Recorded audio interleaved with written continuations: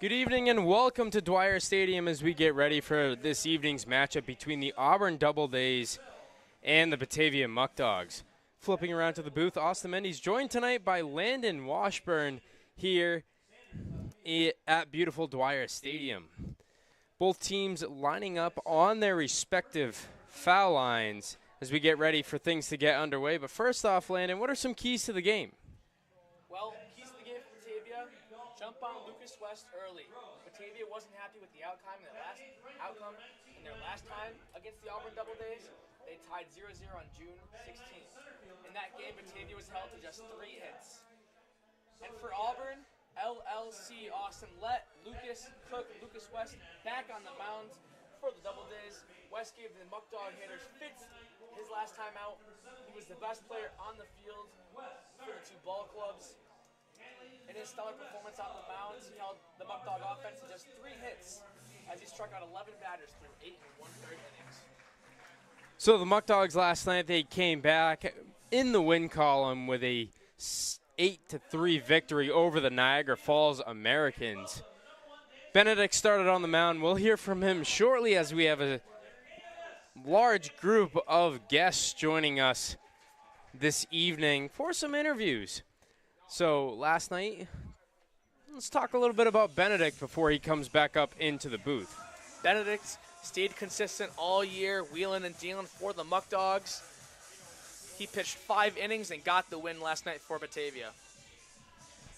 So, with that being said, we're going to send it now down to the field as the KMS dance team is out on the field and waiting for our very own PA announcer and Batavia native Paul Spiata to announce the Muckdogs starting lineups this evening.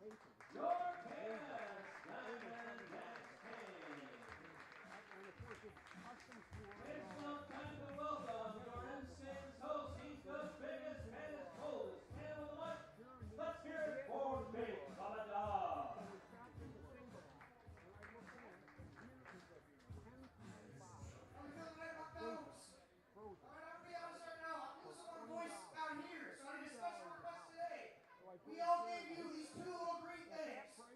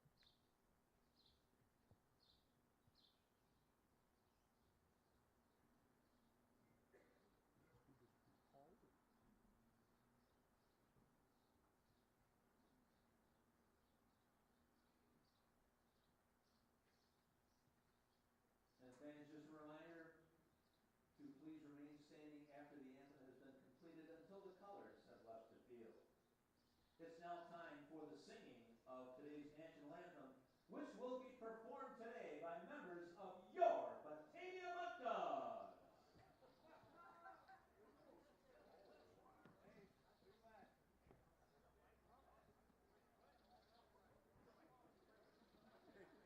wonder if it's going to be English or Spanish or what.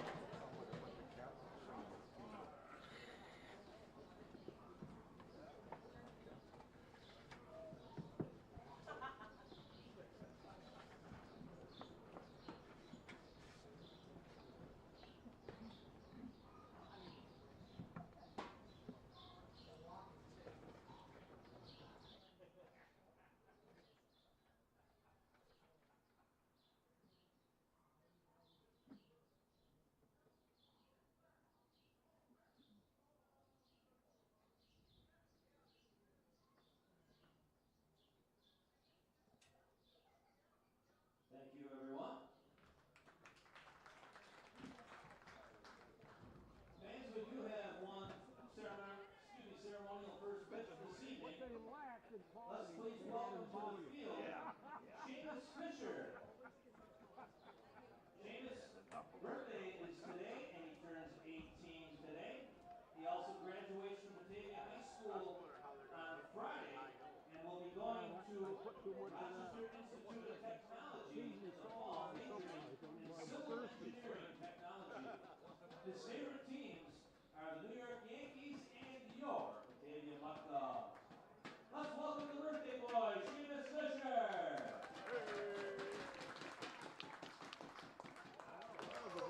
Perfect strike. And we don't normally see a perfect strike from the first pitch, as we're back here getting ready for things to get underway at Dwyer Stadium.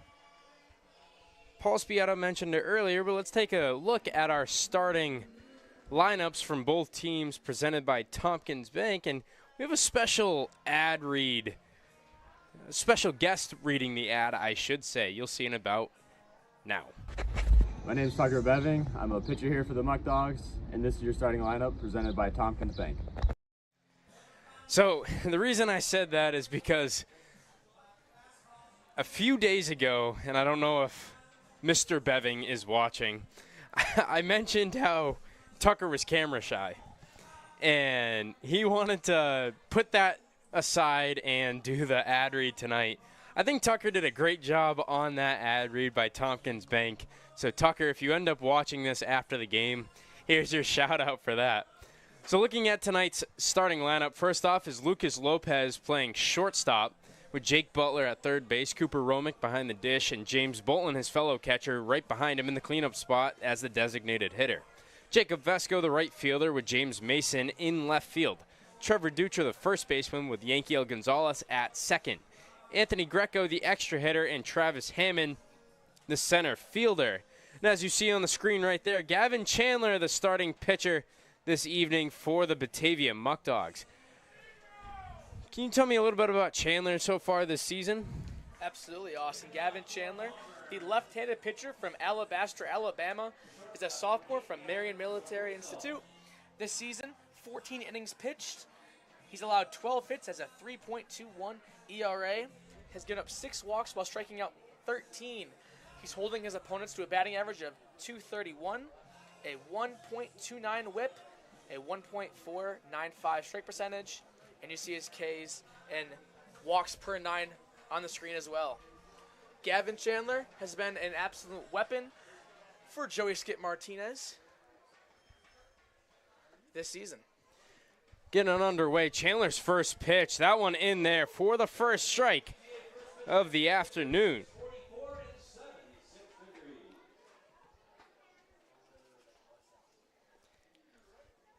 Chandler getting ready. That next one, that one lined for the first knock of the day into center field.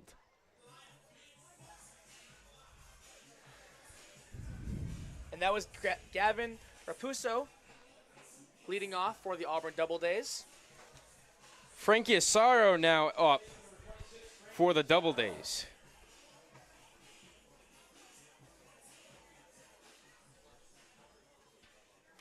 Chandler resetting and getting ready for the next offering to James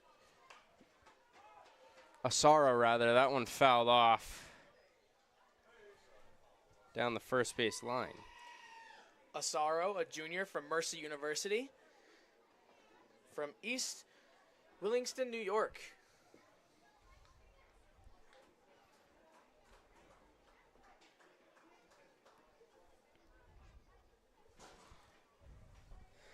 Chandler throws that one over.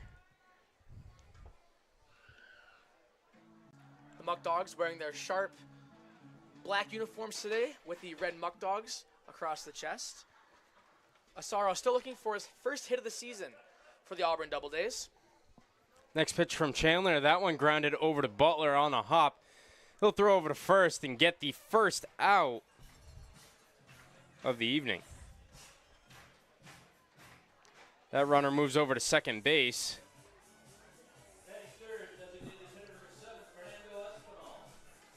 Fernando Espinal coming up for the Doubledays.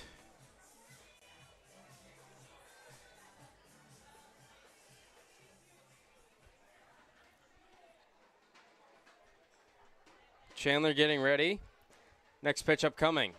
That one grounded over to Butler again. He picks it up looking back, the runner at second, and throws it to first. And it's another out. So you already see Jake Butler getting some action for the Muckdogs in the top of the first inning. Butler's been an excellent defensive performer for the Muckdogs so far this season. Really holding down the fort over there at third base.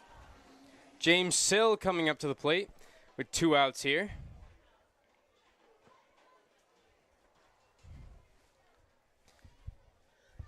Gonzalez holding the runner over there at second base. James Sill, a pitcher for the Doubledays, leads the team in appearances out of the bullpen. He's also got 7 at-bats on the season.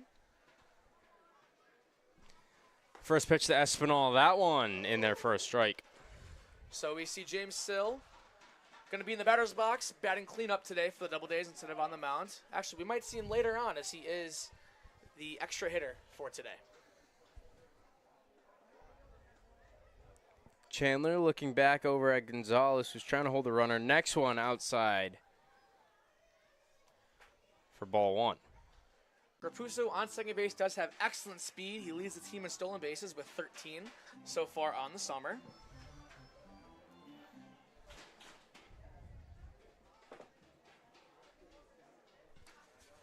Chandler getting ready. Now the next pitch upcoming to Sill. That one inside.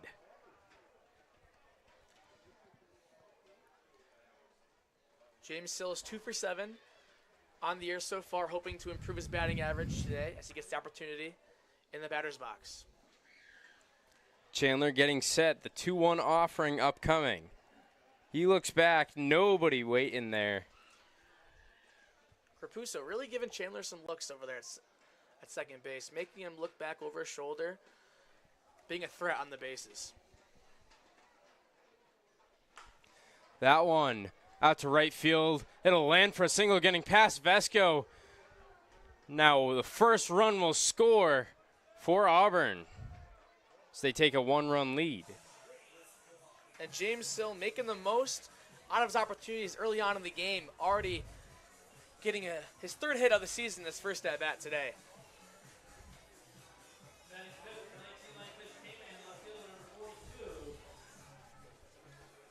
Gabe Sanders up to the plate.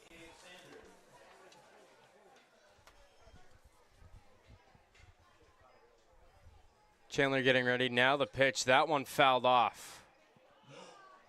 Gabe Sanders, the junior from Mercy University, his hometown, Doolin, Florida.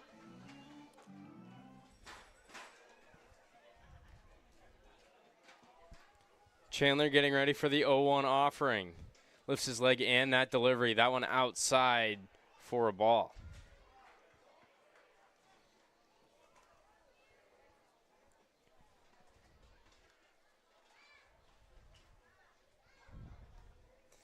Time was called over there by Sill at second base.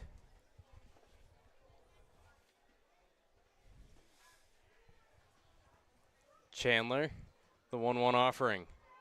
That one down the middle for another strike. Gavin Chandler really pounding the strike zone for the Muckdogs. The Doubledays just putting the ball in play, and you see that's what can happen is to put runs on the board.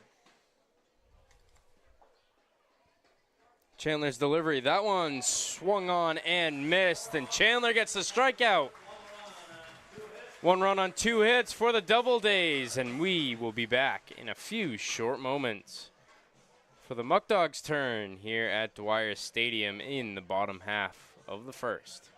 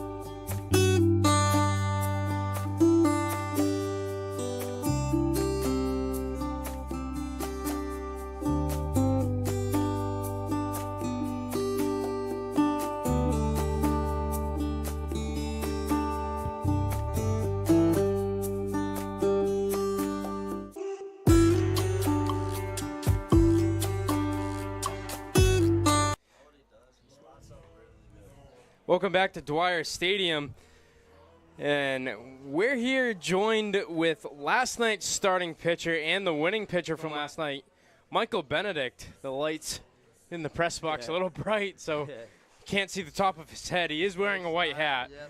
Yep, white hat today, guys, so bear in with us right now. So Benedict joining us in the booth. He pitched 5 innings yesterday, 5 strong innings of baseball. Where did you find some success yesterday? Definitely in my fastball and my slider. I was able to locate them really good. Like I rewatched the broadcast yesterday, and on the way on the bus, I was definitely trying to focus on the outside corner, like you were saying, and found some success going in and away to a lot of these hitters for Niagara. So Lucas Lopez is up to the plate leading things off. He's the shortstop, the everyday shortstop for the Muckdogs and one of your teammates. Talk about Lopez in the locker room and him as a teammate. Man, there you go. Right down the line right there from Lucas Lopez. Lopez still going. He's running Get second. on three, baby. Get on three. Get down. Get down. Diving Yeah. in, and Lopez in there with a triple. Yeah, man. As you were saying, Lukey Lopez, he's a great guy in the locker room. Knows how to joke around. Knows how to get locked in when it's time to get locked in. And I mean, he's killing it for us in the box, man. And especially on defense, making plays, like crazy plays, helping us out on defense, like crazy. But he's hot right now. Him and Cooper are very hot right now in the box, and it's helping out us a lot. So now that brings up Jake Butler rather quickly. If Lopez finds out that you were in the press box on the broadcast this evening, he might want you up here more. Hey, man, I'm willing to be up here a lot, man. I love doing this, you know. This is very fun. So yesterday, the Americans scored 3 runs, but I believe one or two of them was only an earned run. One of them was an earned run on you. The other one was unearned. How do you feel like you can cut down on that in the future? I mean, one earned run is still it's still nothing good, to sneeze at. But definitely getting ahead of counts and not getting so deep into counts, because when I fall behind, I feel like that's when I end up walking a batter or letting up a hit. And I feel like if I just could locate and stay consistently in the zone and get ahead of these batters and put them away very quickly, it would definitely help me out a lot. So yesterday on the broadcast, we had Josh Livingood and Isidro Jimenez on the broadcast, 2 fellow pitchers with you. One thing we talked about a little bit was the catchers. We have Cooper Romick up at the plate for the Muckdogs right now. Yesterday, James Bolton was your catcher. Just talk about Romick, Bolton, and Siciliano behind the dish, and kind of how you connect with those catchers. Well, Bolton, when I first started, my first start as a Muckdog, he caught me behind the plate. He's a brick wall back there. You're throwing to a really big target. You know, Bolton's huge, knows how to work the zone, how to get me on back in time and like still hitting my spots. And I got to throw to Cooper my last 2 starts before yesterday, and Cooper's just a dog back there, man. He knows how to direct the game. He knows what he's doing. He's a leader behind the plate. Actually, all of our catchers are leaders, man. They definitely know how to run the game back there, and you know, I got a lot of respect for them being able to take balls, getting picked on or hit on them. It's crazy. I wouldn't be behind the plate if I had to choose. So you mentioned James Bolton. For those of you that don't know, he stands at 6'2". Bolton, he caught your first game of the season in Elmira. Got a little shaken up in that game, had a break behind the plate, and then came back to catch for you again last night. Yeah. Just expand a little bit more on your relationship with Bolton. You know, we talk in the locker room, especially like on games where he knows that he's catching me, and like we'll sit and talk about like our whole entire plan for that whole entire game, like what I want to throw, like what pitches are working for me. He knows how to call the pitches that I'm on with that night. But he's a great teammate, great person in the locker room. He knows how to joke around too. Everybody knows how to joke around in this locker room. We, you know, being like that, we're just meeting everybody like this summer. It feels like we're already brothers. It feels like we already knew each other going on years and so now. So it's awesome. I love the energy that we have in this locker room and on the field. I mean, it shows we able to scrap together hits and everything and always pick each other up.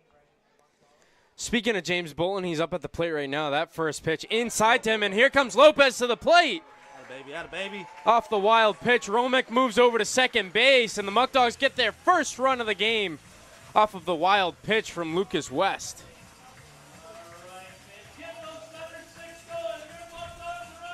What was your biggest challenge coming here to Batavia?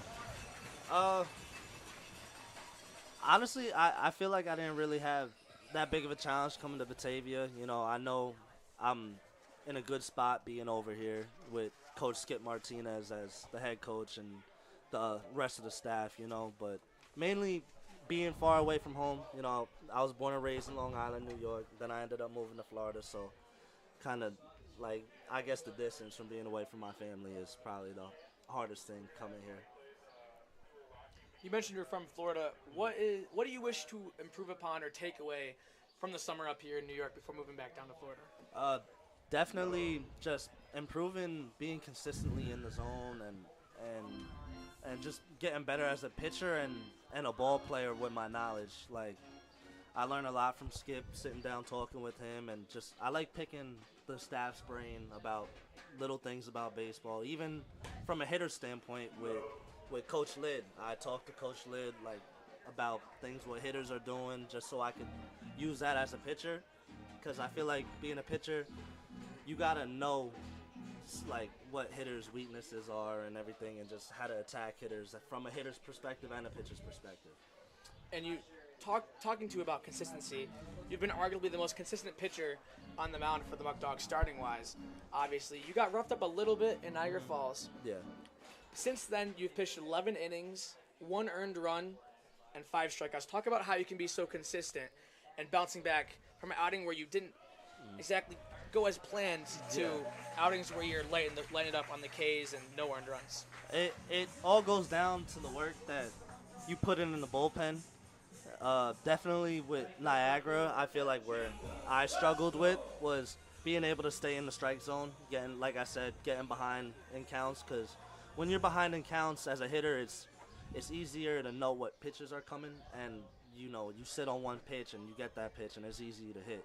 But I feel like just being able to get ahead in the counts and everything, like I watched everything, re-evaluated everything, and I was like, you know what, I got to get back to being in the strike zone, getting my pitches working and tunneling each pitch.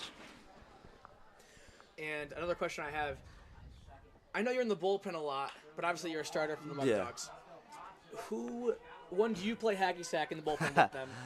And my second part is, who is the best hacky sack player in your opinion? Oh, that's I'm gonna have to give hacky to Lukey Lowe. Lukey Lopez, he's a beast, but I don't really play hacky sack a lot because I am not a good hacky sack player. I'll play games here and there, but I'm gonna have to either give it to Lukey Lopez or I'll give it to Mikey Pedraza. Them two are always going at it all the time in sack. And then I've also been told that Ruth is a tryhard. Oh, Ruth is a big tryhard. I remember my first time playing hacky sack with Ruth, and we both went to slap the sack and jam my finger with Ruth, and I learned my lesson not to stand next to Ruth in hacky sack. Excellent. And my last question for you is, what has been the biggest lesson you've learned so far here in the summer, and your best memory so far here? My biggest lesson that I think I've learned personally is to go out there and have fun. Baseball is not a game that's going to last forever. You've got your short amount of time to play, and I think having fun is the biggest lesson possible, because when you're out there trying to press and try to do the right thing perfectly all the time, you end up messing up more. But when you go out there and have fun and treat it like you're the same kid playing in the backyard wiffle ball, you get a lot of success. But my favorite memory of the summer right now, it's kind of hard to say because we're still early on in the summer, but that I would say winning our first game of the season, because that set the tone, and then when we won on that whole 9-game win streak, that just set the tone for us as ball players and everything, and the energy is just really great. And we talked about earlier here in the inning, Lucas Lopez and Cooper Romick. Ooh, strike 3 is called there. Who is your favorite player to watch when you're not pitching? My favorite player to watch when I'm not pitching? It's hard to pick because I love watching all these guys play. But if I could pick, I'll go Lukey Lopez again, because it's really fun seeing him being able to hit the baseball as well as he does, being able to go to opposite field always, and he's super smooth in the infield. I've seen him make plays that some big leaguers make, and you really don't see that out of a lot of college kids, and it's fun watching them play. It's ecstatic. All right, last scenario before you have to head back down. You got a minute talking with a professional scout. One thing that we've seen from Michael Benedict, he loves being in the community. He loves helping everybody out. You'll see him everywhere for all the events. You're talking to a scout. Say I'm the scout. Why should I pick you over another pitcher? I think my mentality and just my energy that I bring to the game, because even when I'm having my off days, I'm still going to put in 100% to get this game done and get through without – I'm going to be able to get you 5, 6, 7 innings out of me if I'm struggling. But all in all, also, I'm a really good person on and off the field. You know, I'm dedicated to baseball. I've been wanting to play baseball professionally since I was 5, 6 years old, and that's always been a dream of mine, and I just would love to make that thing come true. We can back him up. Landon and I both have seen everything Mike does. Thank you for joining us in the booth this evening. Appreciate you guys having me. Love to come back here again.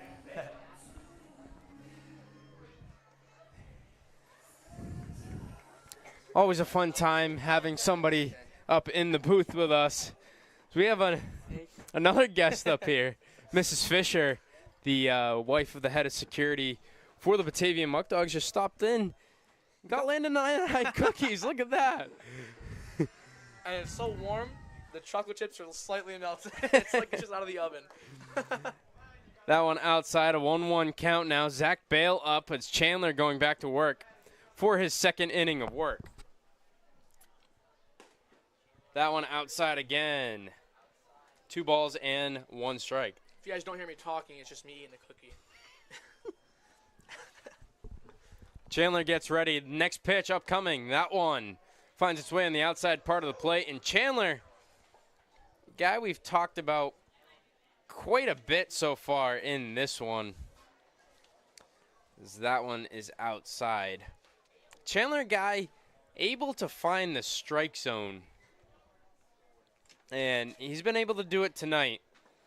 His strike percentage is a 1.495 coming into the game as he walks this batter. But that strike percentage, he finds the strike zone up there on the team in strikeouts.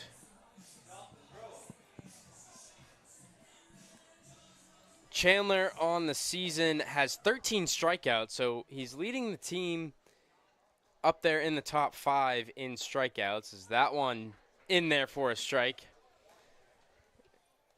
How do you feel Chandler can improve on anything? I mean, he's one of the better pitchers on this team, as I mentioned. Every coach just wants somebody that can throw strikes. Absolutely. Chandler, you said it yourself earlier. His Ks per 9, his strike percentage, it's all in the upper echelon for the Muckdogs. Upper top of the league in the PGCBL. I'd say one thing that he could work on is as he throws a pickoff move there, is go a little bit longer into ball games. Furthest he's gone so far this season is 4 innings. He's faced 22 batters in that outing. That's the longest he's gone. But when he's on the mound, he's always pounding the strike zone, and he's been very consistent for the Muckdogs this year. Chandler right there throws a ball. But I guess the only way he could really improve on that is to limit his balls. He doesn't throw many balls, as we just alluded to. That one grounded up the middle. Grabbed by Lopez, tagging second, and it's a double play, and that's how he's going to get through more innings.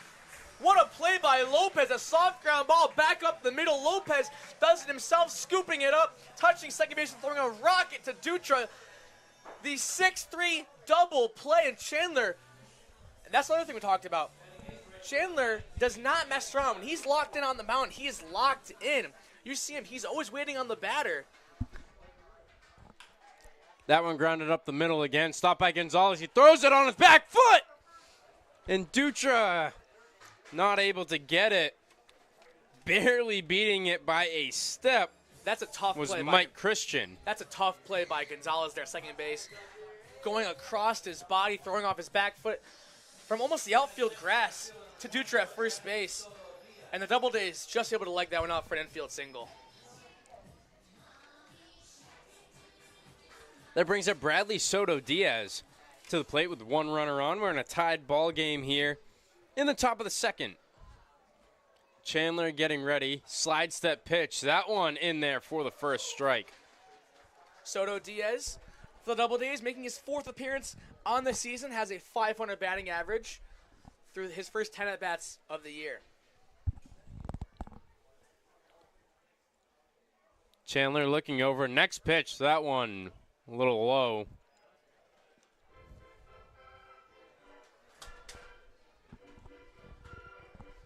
One thing about Chandler, you mentioned him being locked in. Chandler, I tried talking to him earlier in the clubhouse. That one finds its way in the strike zone again. I tried talking to Chandler in the clubhouse. He was a man of few words, which typically he's not. I mean, the other day on his off day, he got into a playful wrestling match with Dewey. He's a social butterfly, if you will. Chandler gets that strikeout and he's fired up. That's what I was alluding to. He just brings the energy on and off the field when it's his day on the mound.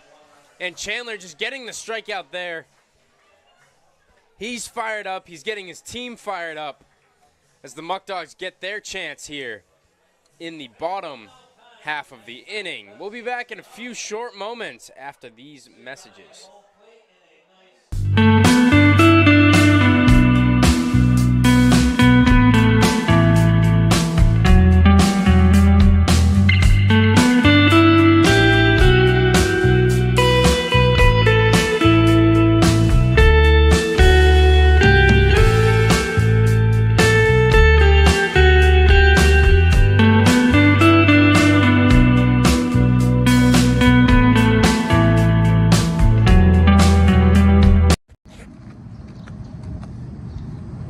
Here today. What do you guys got? How can I help you?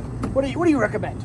I don't know. We just got a fresh batch of Eli Fish's Muckdog Ale. Muckdog Ale? Go Dogs! Give me some of those. Muckdog Ale coming right up.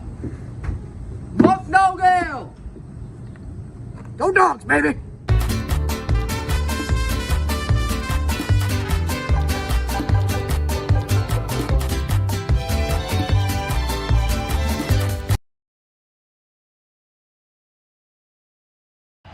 Jeez, this guy stinks. Go to the bullpen. Ready? Me?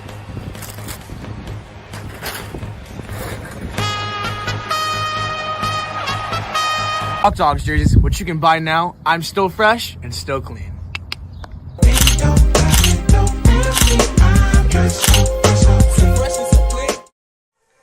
And correction for Gavin Chandler, I do apologize.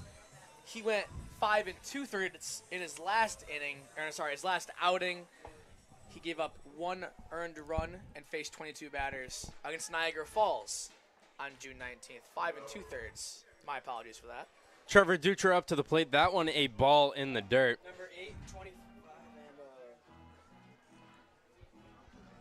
and 19. Umpire wiping off the plate. One thing I've noticed today that we haven't seen too much, well, we have seen it a lot this season, but not on this scale, is just the intensity that the Muckdogs are playing with today. I mean, you just saw Chandler coming off the mound, pumping his fist after that strikeout. And then the double play, he's out there all fired up, going off the mound to thank Lopez for the double play. And I think that's something to do with Skip Martinez, the manager for the Muckdogs. Last time they played Auburn, resulted in a 0-0 tie. I know the Muckdogs were not too happy about that. They felt like they should have won that ball game. And they're leaving it all on the field out there today, early in this one.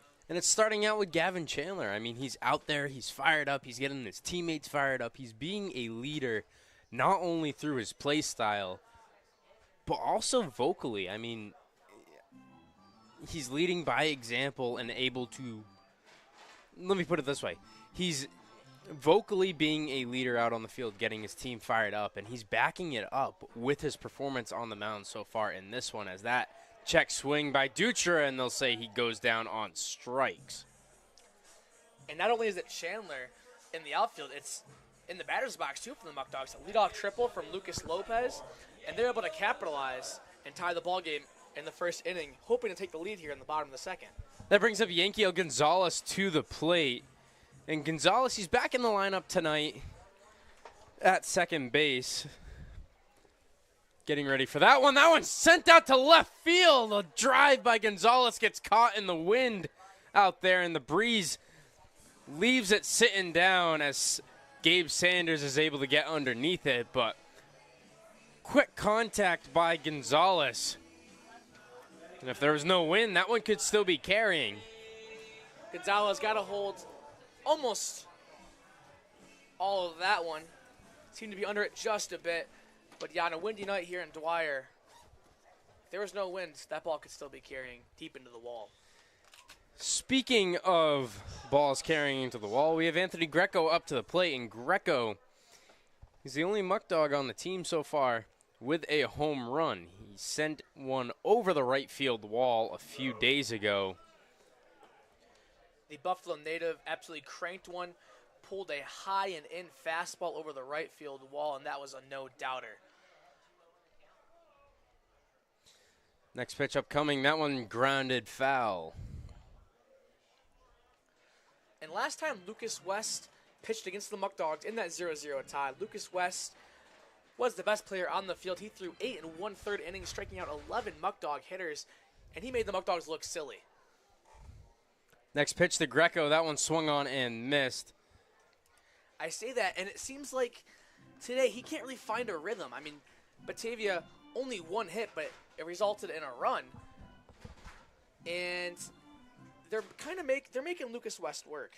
Already has thrown 32 pitches and just 5 outs for the Doubledays pitcher. Lefty, West, the 2-2, that one high to Greco. And we've seen a lot of these 3-2 counts, these Muckdog hitters, making Lucas West work, and the first time these two teams faced, that was not the case.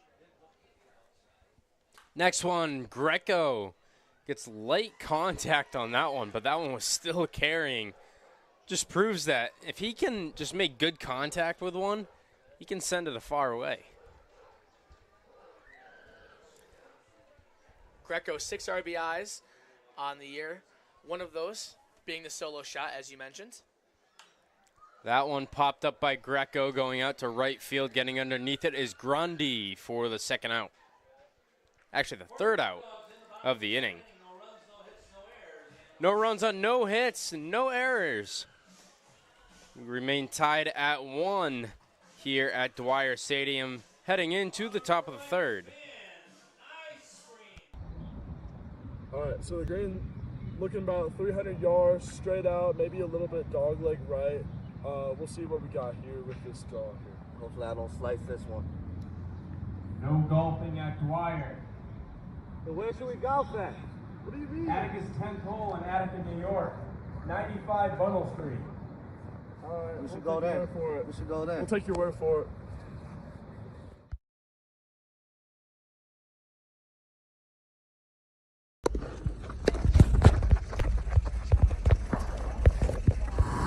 Yo, what's happening? My knee! All right, we'll get you in here. Come on.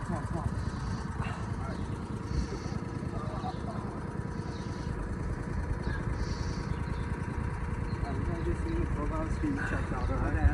All right. You good? Yep. All right, let's go.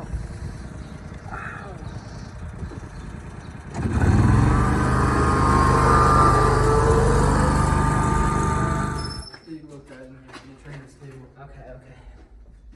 Gotta get this done quick. What's up, guys? Something wrong with his knee. I'm not sure what it is. His knee, huh? My knee. Let's take a look.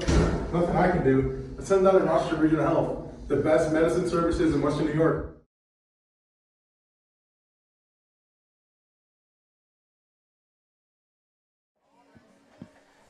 Welcome back here to the top of the third. Adam Sullivan up to the plate, the 10th hitter in the lineup. Gavin Chandler, efficient so far in this one, 28 pitches entering the inning. First one upcoming to Sullivan. That one inside for ball 1. Sullivan, the sophomore from Lemoyne College, from Syracuse, New York. That one grounded up the middle, snagged by Lopez, thrown over to first, and Ducha stretches for the first out of the inning. And Lucas Lopez continues to be an absolute centerpiece in the Muckdog defense at that shortstop position. tracks that one behind the bag at second base, takes a side shuffle, delivers a nice little sidearm ball to Dutra at first base to get the first out of the inning. And that brings up Gavin Grapuso, the leadoff hitter for the Doubledays.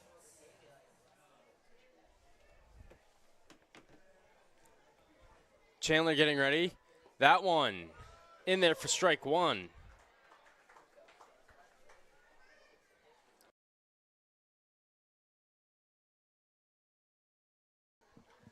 Chandler going back from the windup. That one outside for a ball.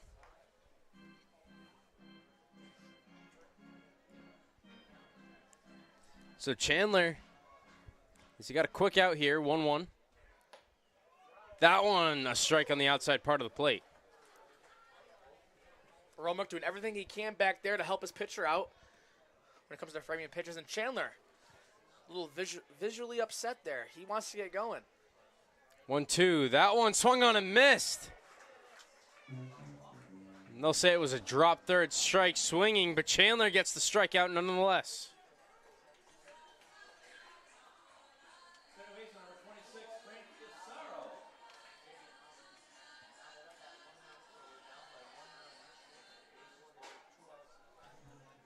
So now Asaro coming up to the plate with 2 outs here at Dwyer. That one outside for ball 1. Asaro 0 for 1 on the evening with the ground out to Jake Butler at third base. That one inside for another strike. 1 ball and 1 strike. Chandler working through these batters quickly. Starting his windup and the delivery. That one fouled off the mask of Romick. 1 ball and 2 strikes.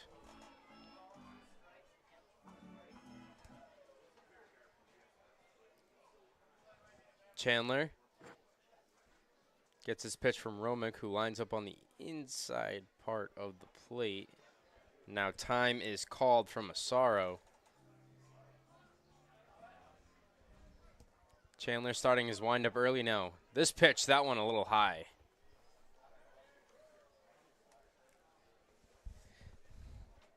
So when Chandler does throw a ball, it doesn't miss by much as he gets the strikeout there.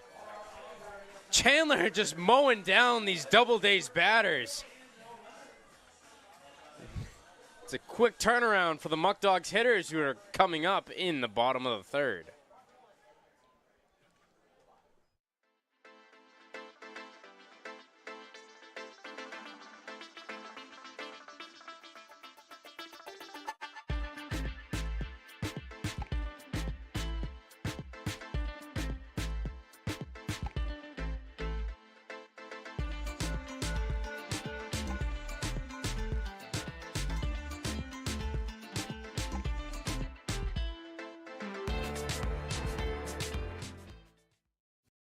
Right back up to the booth. Austin Mendes alongside Landon Washburn. And now we have Keegan Fisher behind us. Keegan Fisher, he is the son of the head of security, Dave Fisher, here. And he's been around the Muckdogs for the past few seasons.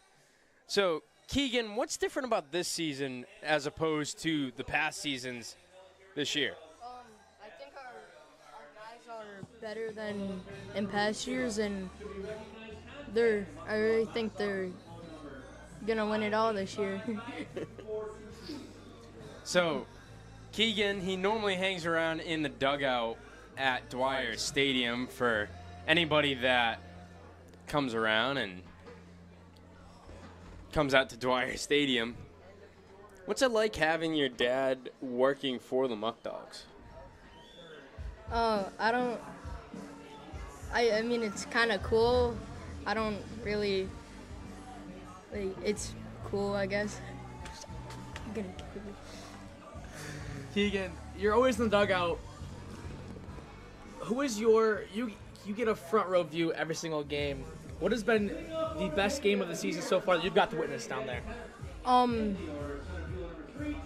Probably the most eventful games. I'd say one of them is the home opener where we walked it off in the 9th inning.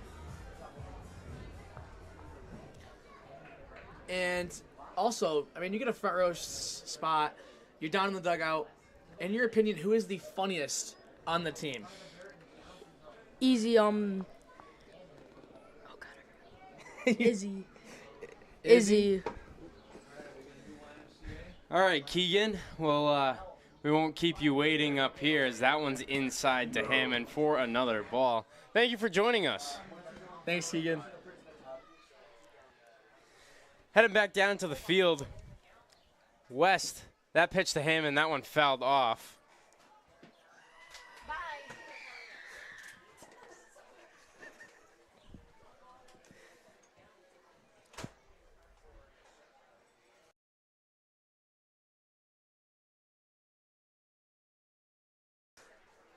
Hammond stepping back into the box. 2 balls and 1 strike to Hammond. West gets ready for the next pitch. That one grounded down over to third base, picked up by the third baseman Sullivan, thrown across the diamond to first, and Bale will snag it for the out. So 1 out, Hammond goes down on a 5-3 putout. Now back to the top of the lineup in Lucas Lopez. And Lopez, with Benedict sitting right behind us, got things started quickly. Leadoff triple for Lopez down the right field line. Took a weird hop off the bullpen fence over there, and Lucas Lopez made the most out of it. Lopez fouls that one off.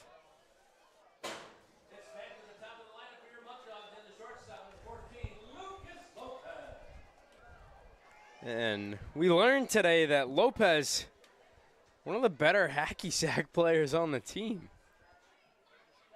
This pitch from West inside to Lopez. He checks swings, and they'll say he went.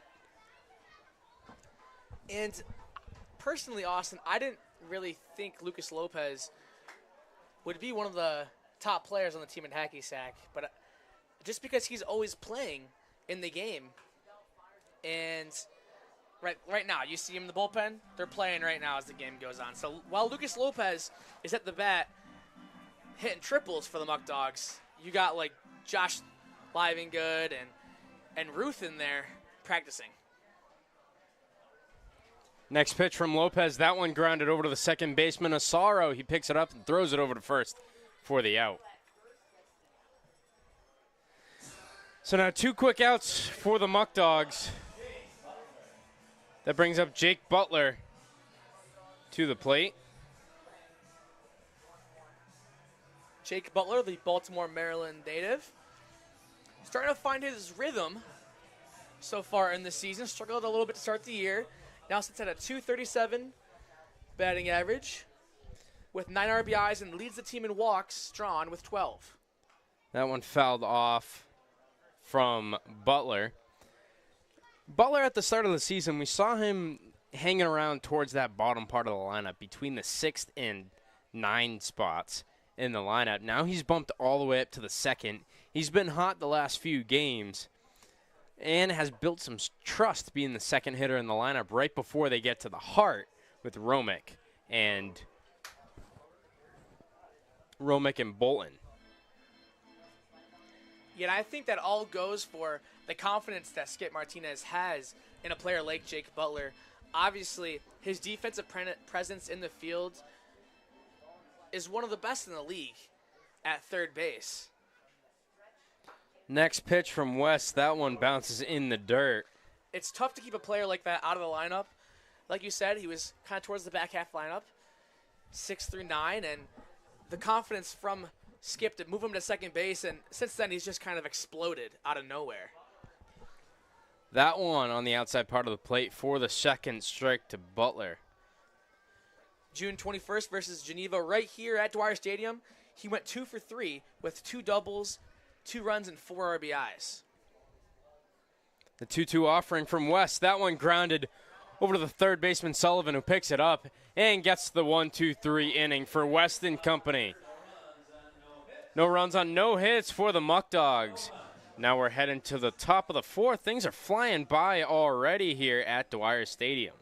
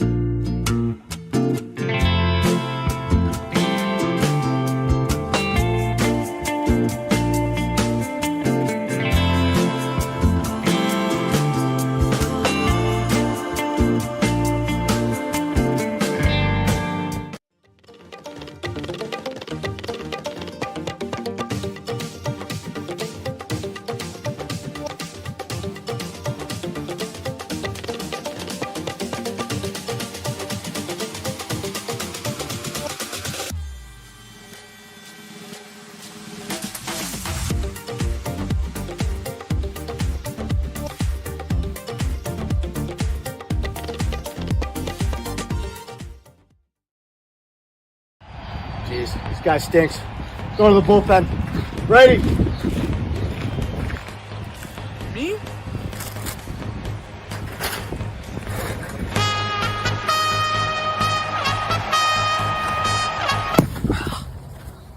Ow. Thanks to these Muckdogs jerseys, which you can buy now, I'm still fresh and still clean.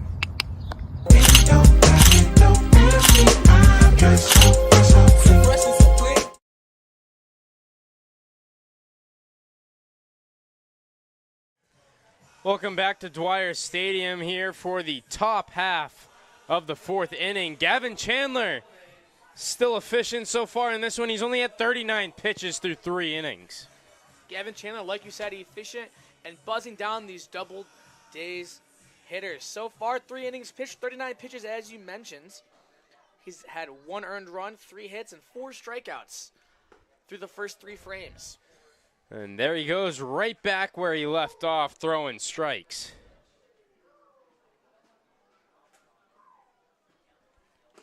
That one outside for ball 1. Now a 1-1 count.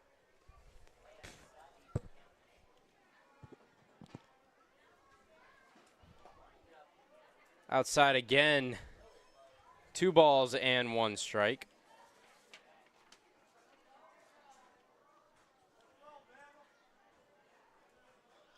So, one thing about Gavin Chandler, he's from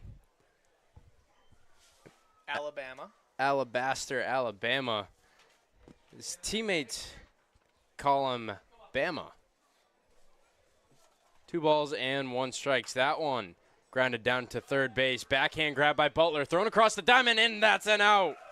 And we talked about Butler's defense a little bit last inning, and you saw it right there. A backhand down the third base line, throws across the diamond to Dutra, and that'll retire Espinal. Now Sill coming up to the plate. Sill 1 for 1 on the day with a double into right field. That one outside for ball 1.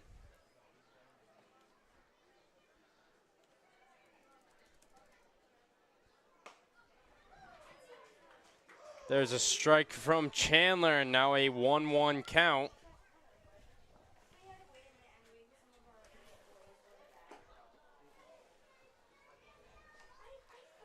And James Sill, like we said, often on the mound for the Auburn Doubledays. Today he's going to get to start batting cleanup.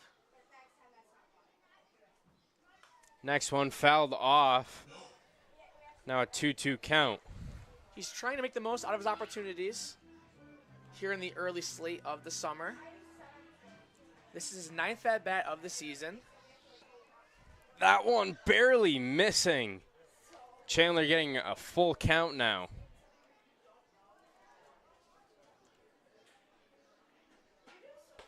Swung on and missed, and it's another strikeout for Gavin Chandler. Chandler goes with a high fastball, and it gets James Sill swinging, now recording his 5th strikeout on the evening. That brings up Gabe Sanders to the plate. Chandler, 5 strikeouts through 3 2/3. Being efficient, he's throwing strikes, bumping up that strike percentage, and just getting the job done right now. Next one, a little low and outside. Chandler, he's not wasting any time. Starts his windup in the next pitch. That one fouled off, and now a quick 1-2 count. And Chandler doesn't have to worry about if there was a pitch clock. I was just about to mention, the pitch clock they made? It was not made for Gavin Chandler. He wants a hitter's clock. That one grounded over to Lopez. He picks it up, thrown across the diamond. Looks like he didn't get enough power on that throw, so it will be an infield single for Sanders. Yeah, that's a tough play for Lopez. Rolling to his throwing side, picking it up on the run, has to throw across his body, across the diamonds. A little bit offline, too, and that'll be an infield hit for Sanders.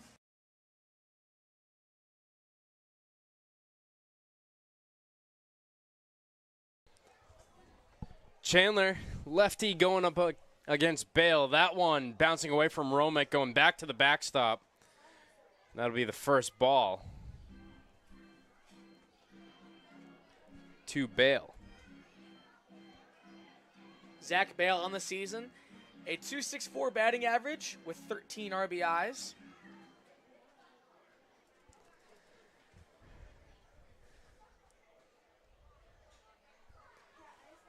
One ball and no strikes to Bale. Chandler's next pitch. That one grounded up the middle, off the mound. Gonzalez would have had it. Hammond has Bale going around to the plate. Throw! Romick gets the tag down. He's out at the plate. What a throw from Travis Hammond. And that one fired up Gavin Chandler. No runs on 2 hits, and Hammond's throw saves a run for the Batavia Muckdogs. What a throw from Hammond. We'll be back in just a second as we have another special guest joining us in the booth.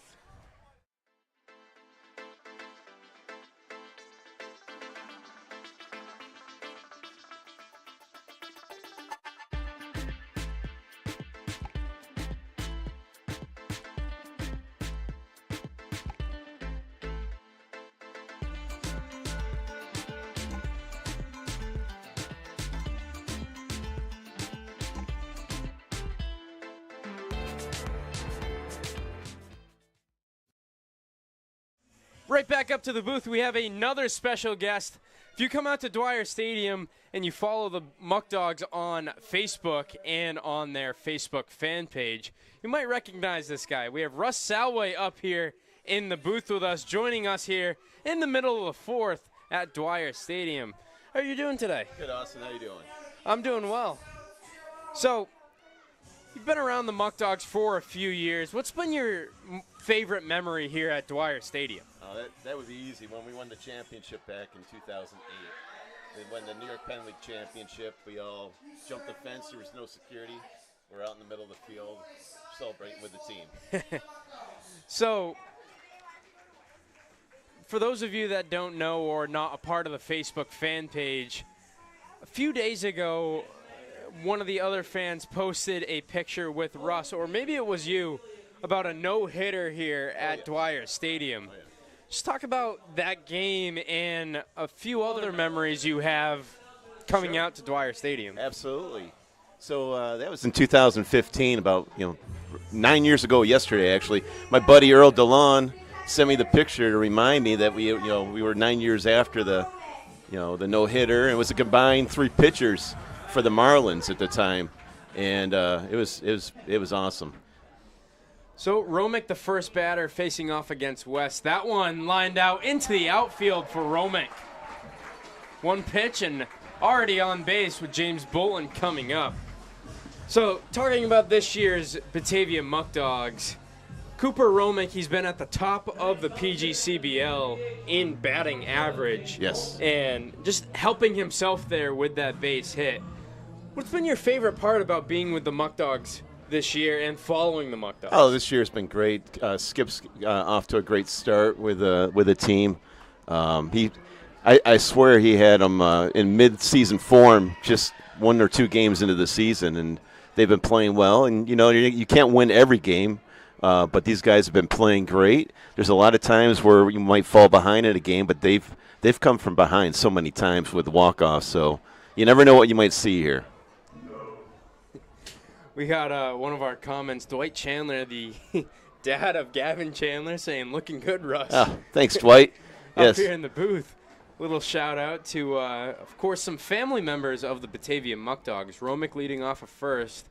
The 1-1 pitch up coming to Bolton. That one outside, but finding its way in the strike zone outside part of the plate for a 1-2 count. So, since Can USA and Robbie Nichols bought the team, I believe 4 years ago. Yes.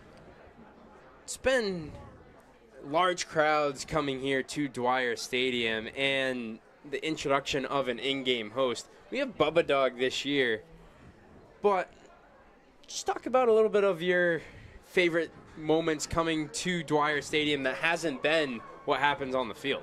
Oh, yeah, that's. Oh. There's a double play. Yeah, double play. Sorry about that. So, first off, Robbie and Nelly and Mark, I've been working with them from day one since they came in, and they've been great, wonderful people to work with, and definitely has shown a difference on the field and in the stands. Their way of presenting the new Batavia Muckdogs. So that's been wonderful to see all that. And just the interaction with the fans. And, you got the KMS Diamond Dance team always up there dancing in between innings. And Bubba's been doing a great job on the field doing the promotions. So it's been a wonderful year. Weather-wise, too, has been great. We've lucked out pretty much. We could use a little rain, but not during the game. We had a little bit of a drizzle here and there before the game and a few days ago in the Elmira game. Landon and I actually had to cover the field, the mound, and the plate before that game. You guys wear a lot of hats, I'm sure. Yeah, so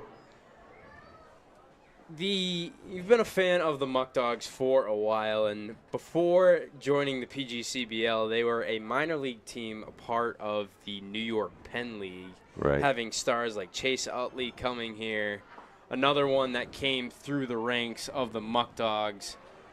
Not much of a well-known name here, but around the MLB, I should say, and Lance Lynn. Oh, yes. Lance stayed at my house one night.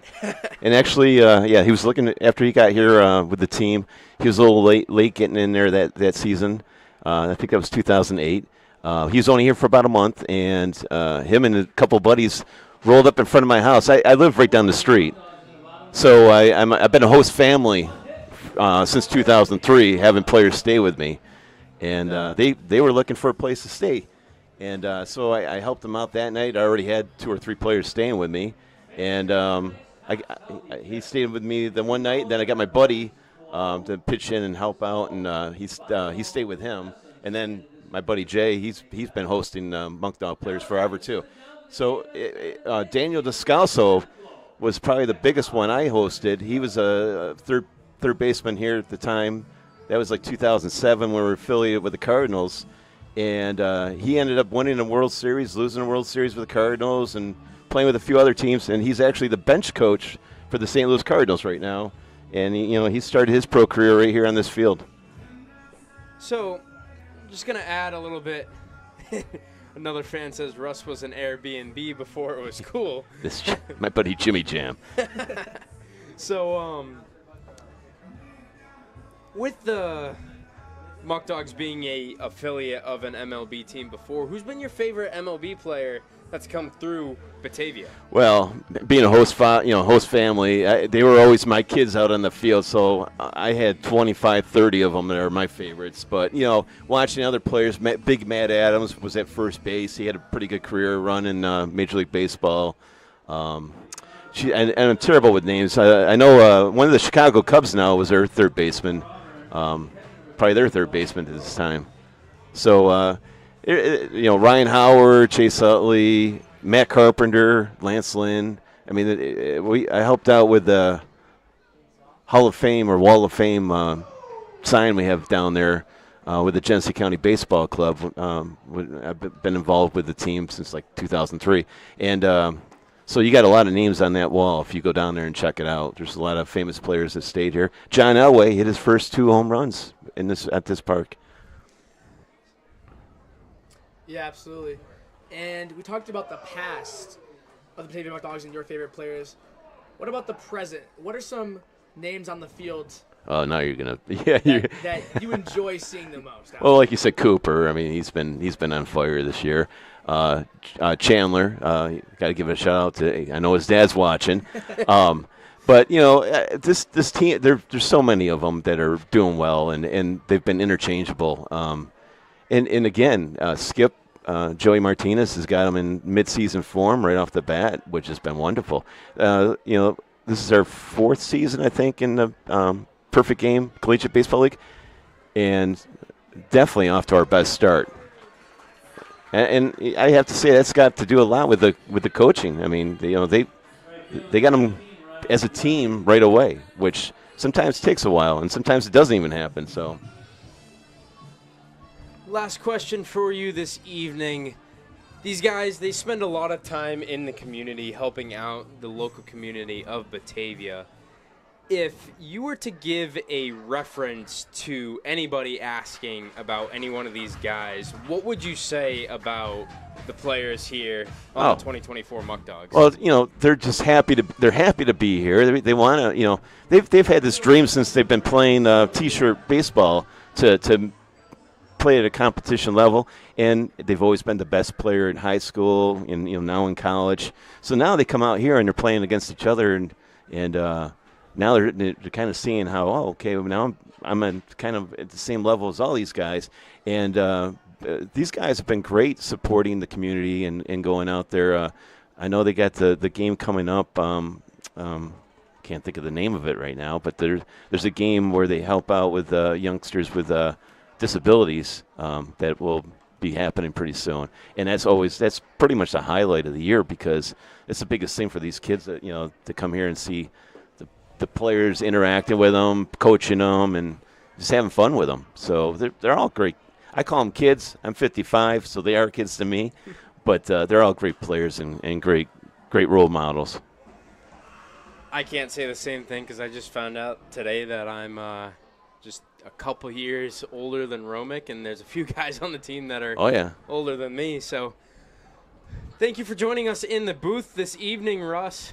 As that one grounded over to Lopez, he cuts it off from going into the outfield. So there's the first base runner on the infield single. Oh, thanks for having me. You guys been doing awesome with this YouTube feed. I've been watching it. Some of the nights I might go home late in the game just because I got to be up at 5 o'clock in the morning, but I watch when I'm not here. And you guys been doing an awesome job and very professional. So keep doing what you're doing, and then we'll be watching you guys on ESPN. And just remember us, okay? All right, thank you for joining us in the booth. All right, thank you. Ladies and gentlemen, that was Russ Salloway. If you have a chance to come out to Dwyer Stadium, be sure to say hi to him. He has his own spot down the third base line right behind the Batavia Muckdogs dugout. And then he's always on the Facebook page for the Muckdogs. Chandler bounces that one in the dirt going over the head of Romick. Looks like he lost his grip on that one a little too late, and now a 1-1 count upcoming with the runner moving over to second base. Soto Diaz now in scoring position for the Doubledays. Chandler gets ready to deal his 70th pitch of the game. Chandler, the 1-1 offering. That one down the middle, called a strike. Still no movement in the Muckdog bullpen. Skip Martinez going to stick with the lefty out there on the mound. 1 ball and 2 strikes for Chandler. That one a little high. Now 2 balls and 2 strikes. So that was cool having Russ Salloway up here in the booth with us. Got to learn a little bit about the history of the Muckdogs, even before they were bought by Can USA, learning about them in the New York Penn League. And one thing I found interesting is that one diving, grabbed out there in left field by James Mason. What a catch by Mason. That ball slicing. Mason looked to get a kind of a weird read on that. That ball kind of just died towards the left field line, and Mason made a great diving catch to save a run. We've Chandler. seen multiple plays this evening by the Muckdogs in order to prevent a run from being scored. We're heading to the bottom of the 5th here at Dwyer Stadium. But going back to what I was saying, wow, what a play. So we learned a little bit about the history of the Muckdogs here at Dwyer Stadium. I didn't know that the players out here had host families when they were part of the New York Penn League. And imagine having a guy like Lance Lynn staying at your house. Yeah, I know. That's crazy. To think now they stay at GCC. And to think that, well, I don't want to say a short time ago. That was 15 years ago. But players were staying at your house and you're able to host them, and now they're big superstars. I wonder if Lance Lynn is maybe giving him a check here and there. Paying rent, you know? Well, we'll be back in about a few short moments as we get ready for the bottom of the fifth here at Dwyer Stadium. Yo, Eric and Jason, where'd y'all get this car at? Pellegrino. Where's that at? Batavia. The best auto dealership in Western New York.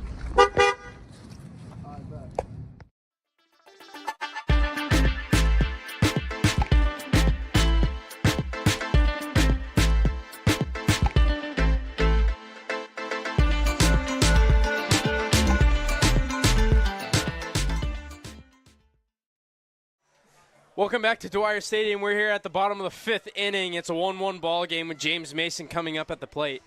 And I know some of the players watch this after the game, but they're not able to see the live chat. So, Gavin Chandler, if you're watching, your favorite aunt is watching the game. Apologies if I say your name wrong. Andy Daffrin watching the game. So a little shout out there as that one swung on and missed by the savior of the top of the fifth, James Mason. And Gavin, we aren't assuming she's your favorite aunt. She said that she is your favorite aunt. 0-1 upcoming, swung on and missed from Mason. Mason 0 for 1 on the day with the strikeout. West going back to work, the 0-2 offering. That one grounded by Mason, going foul down the third base line. This one's flying by. We're only an hour and a half into our broadcast. We started it a few minutes before the start of the game, so probably about an hour and 15 minutes, I'd say, into the game. We're already in the bottom of the fifth. That one swung on and missed by Mason as he goes down on strikes.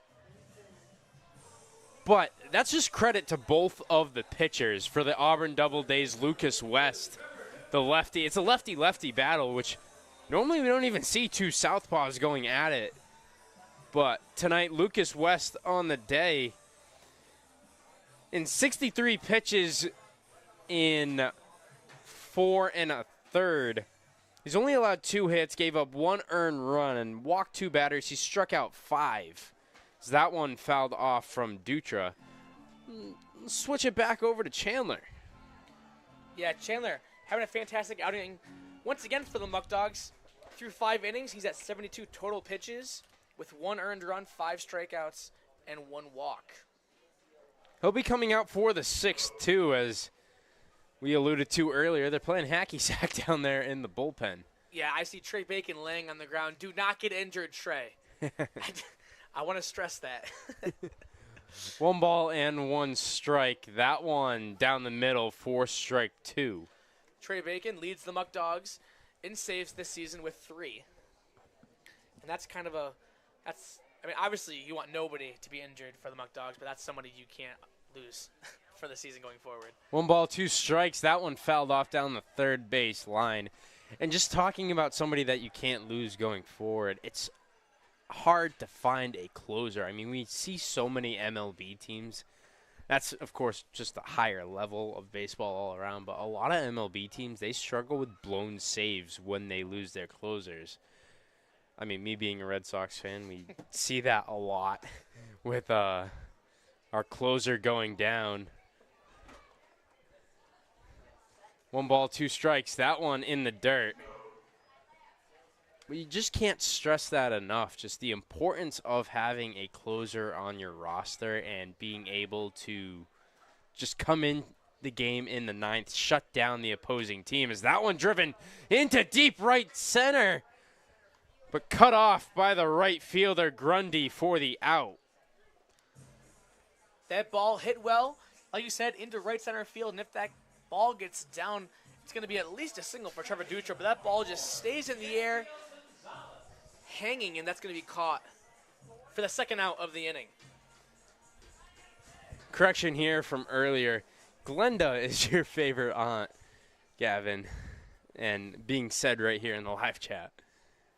That one from Gonzalez. He gets his base hit this time on the first pitch. So Gonzalez has only seen 2 pitches so far in this game. One he sent out to deep left field, and that next one, he took a little power off of that one just to bloop it over the left side of the infield for the base knock. Yeah, Gonzalez finding barrel to ball today.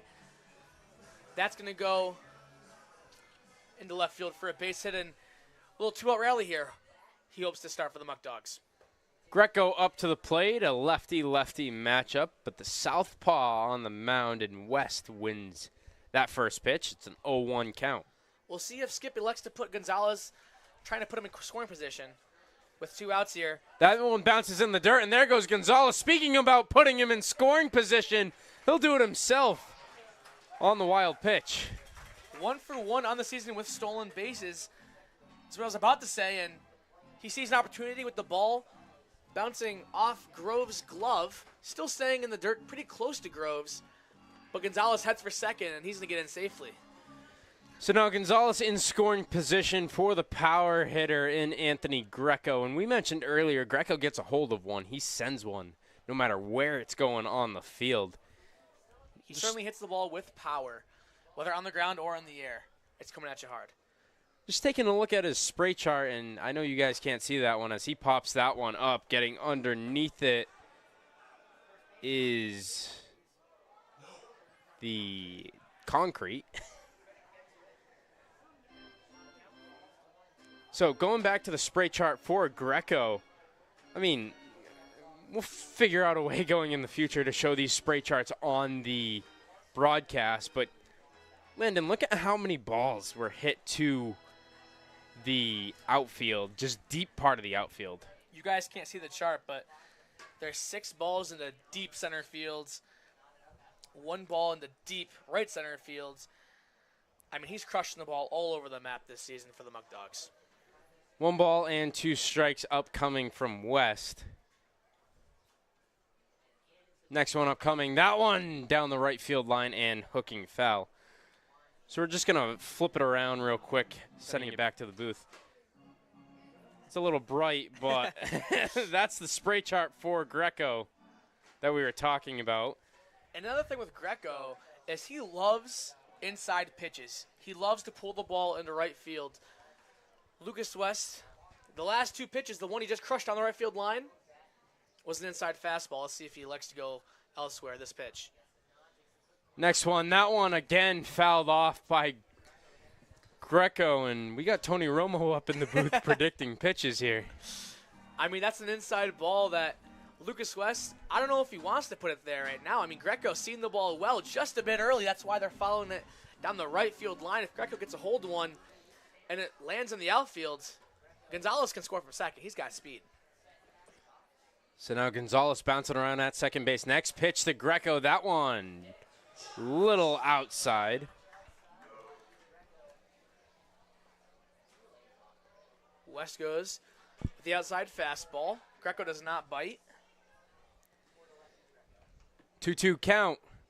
That one popped up from Greco. Getting underneath it is the catcher Groves for the final out of the inning. No runs on 1 hit for the Batavia Muckdogs as we now are heading to the top of the 6th here at Dwyer Stadium.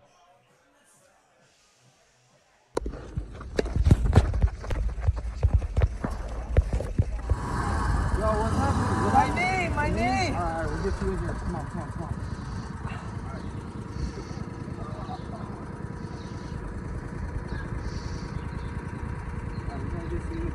Checked out, all right?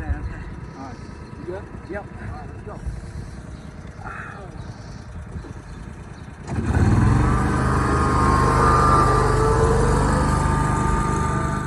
You looked at in the trainer's table. Okay. Gotta get this done quick. Trainer. What's up, guys? Something wrong with his knee. I'm not sure what it is. His knee, huh? My knee. Let's take a look. Nothing I can do. Let's send down to Rochester Regional Health. The best medicine services in Western New York.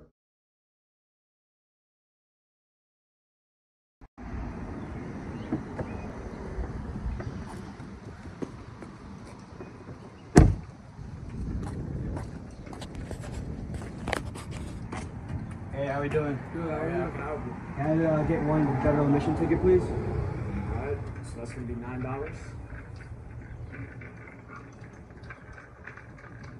Having a great season, man. Yeah. First place. First place, my Muckdogs. There you go. Thank you, sir. If you would like tickets, call our number at 585-524-2260. Go Dogs.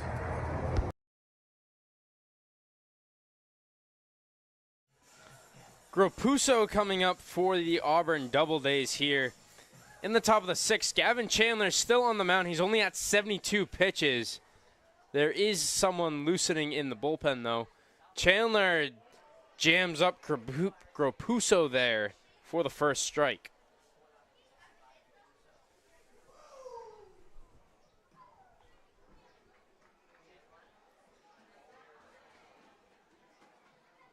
That's Abdiel Ventura warming up in the Muckdogs bullpen.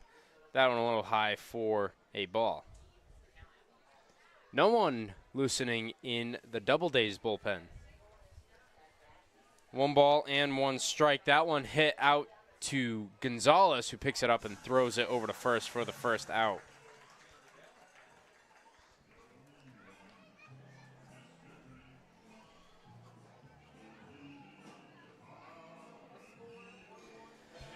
So now Frankie Asaro up to the plate. Chandler starting his delivery. That one a curveball falling into the strike zone for the first strike. Next pitch from Chandler. That one similar spot, and he gets a similar call.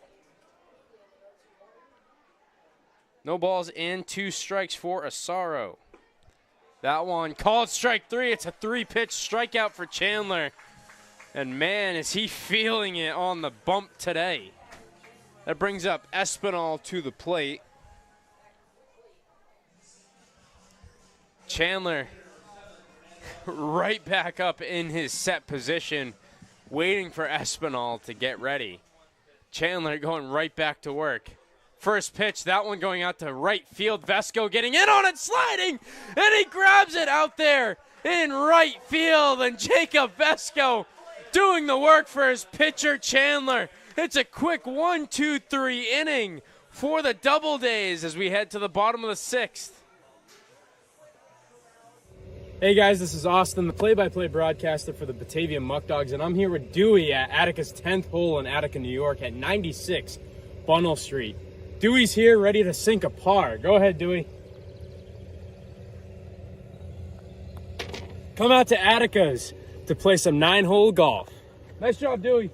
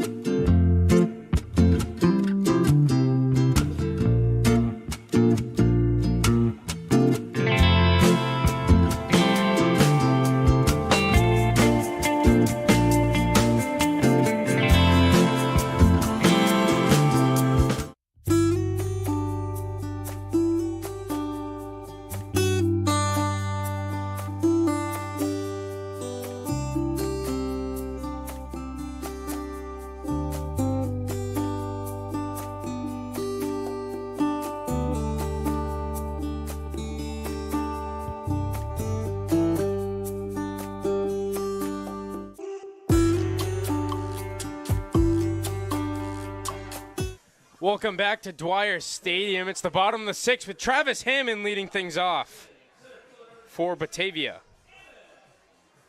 And Hammond had a great play out there in center field to gun down a Doubledays runner trying to take the lead. And that's just one of the stellar plays that we've seen from the Muckdogs so far defensively. That one called a strike, and Hammond quickly down 0-1 in the count. West still out on the mound for his 6th inning of work. That one fouled off from Hammond. With Lucas Lopez on deck, it'll be the 3rd time through the lineup for Lucas West. West has pitched. That one out to right field. Getting underneath it is Grundy. Diving! That one falls down. Hammond with some speed. And that one actually bounces out of play, so it'll be a ground rule double. And that's a break for the Auburn Doubledays. If that ball stays in play, that's at least 3 for Travis Hammond.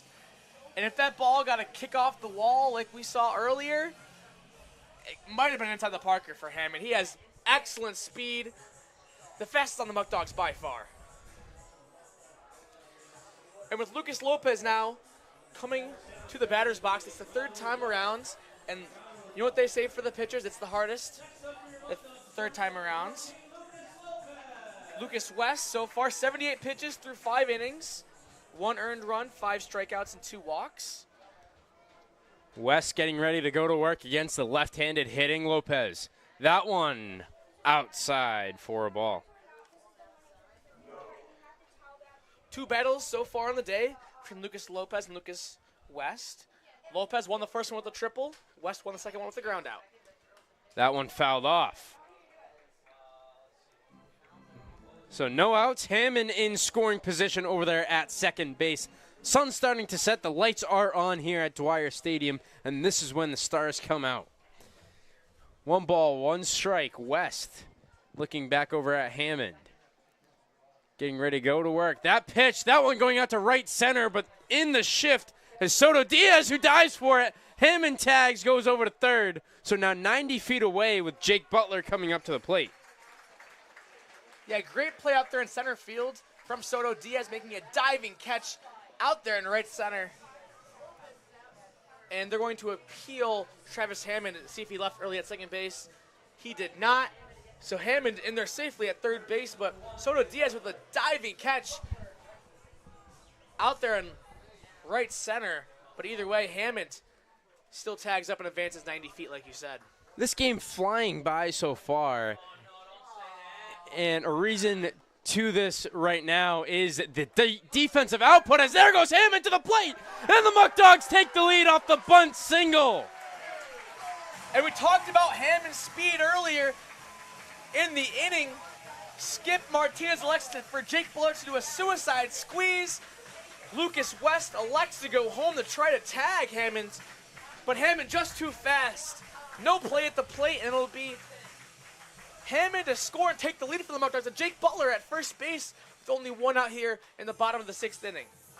So what I was saying is the defensive showcase from both teams so far. We've seen phenomenal plays by the outfielders on the Muckdogs. Hammond with the throw out at home. Vesco with the sliding grab.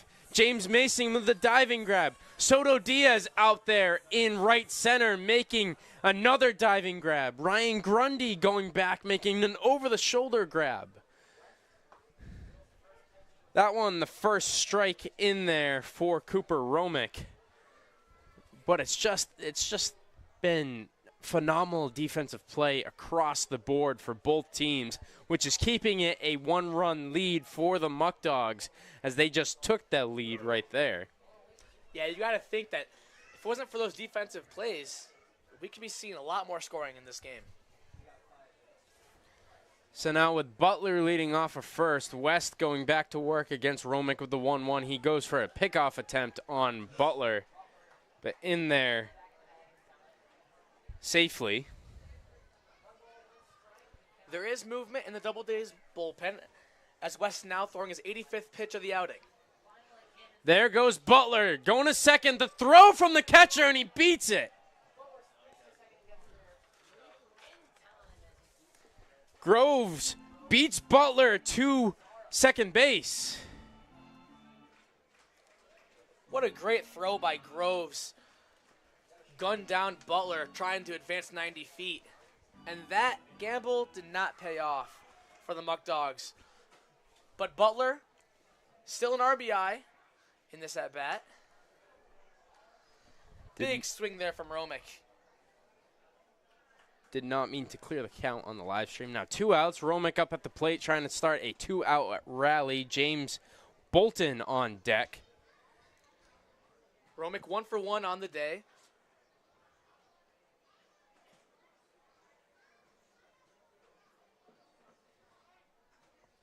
West taking his time. Romick calling time. Romick walked in his first at-bat, then had a single to left field.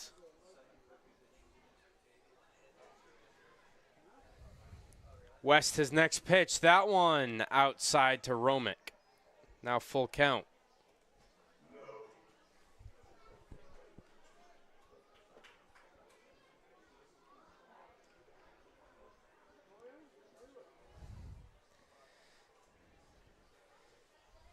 Full count offering from West upcoming. Lifts his leg and the delivery. That one popped up from Romick. Going out into the outfield. Soto Diaz gets underneath it in dead center for the final out here. 1 run on 2 hits for the Muckdogs. Now heading to the top of the 7th.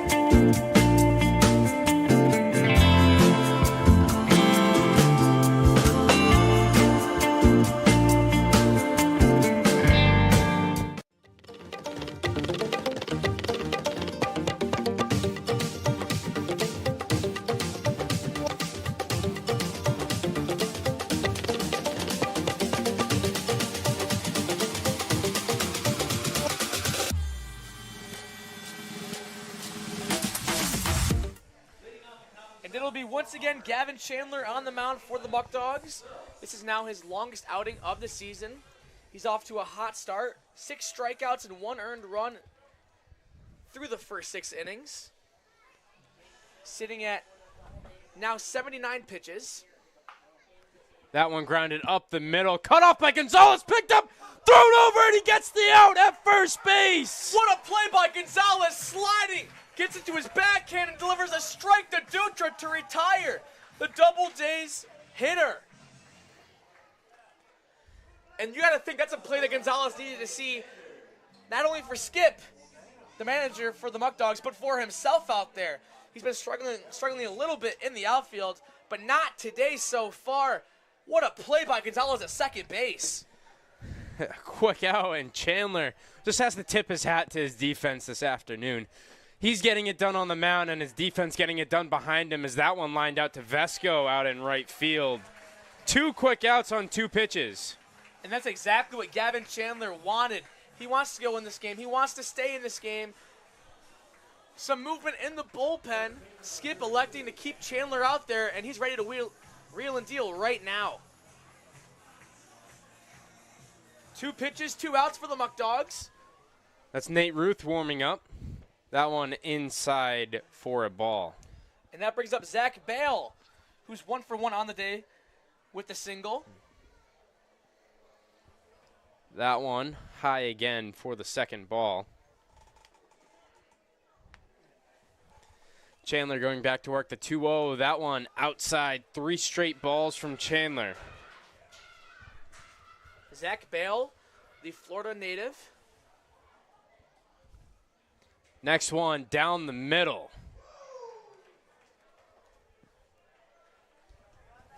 Hitters count 3 balls in 1 strike. Here's the delivery from Chandler. That one going out to center field. It'll land for a base hit.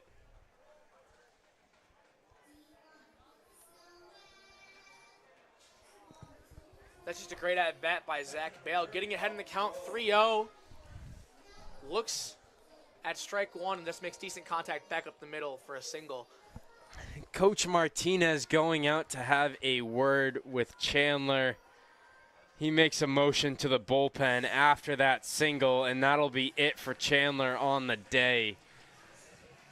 And I can't stress this enough. What an outing from Chandler today. We talked about him not going as deep into games as he would like, only going 5 2/3 as his max. So far this season today, he goes 6 2/3, extending that a little bit.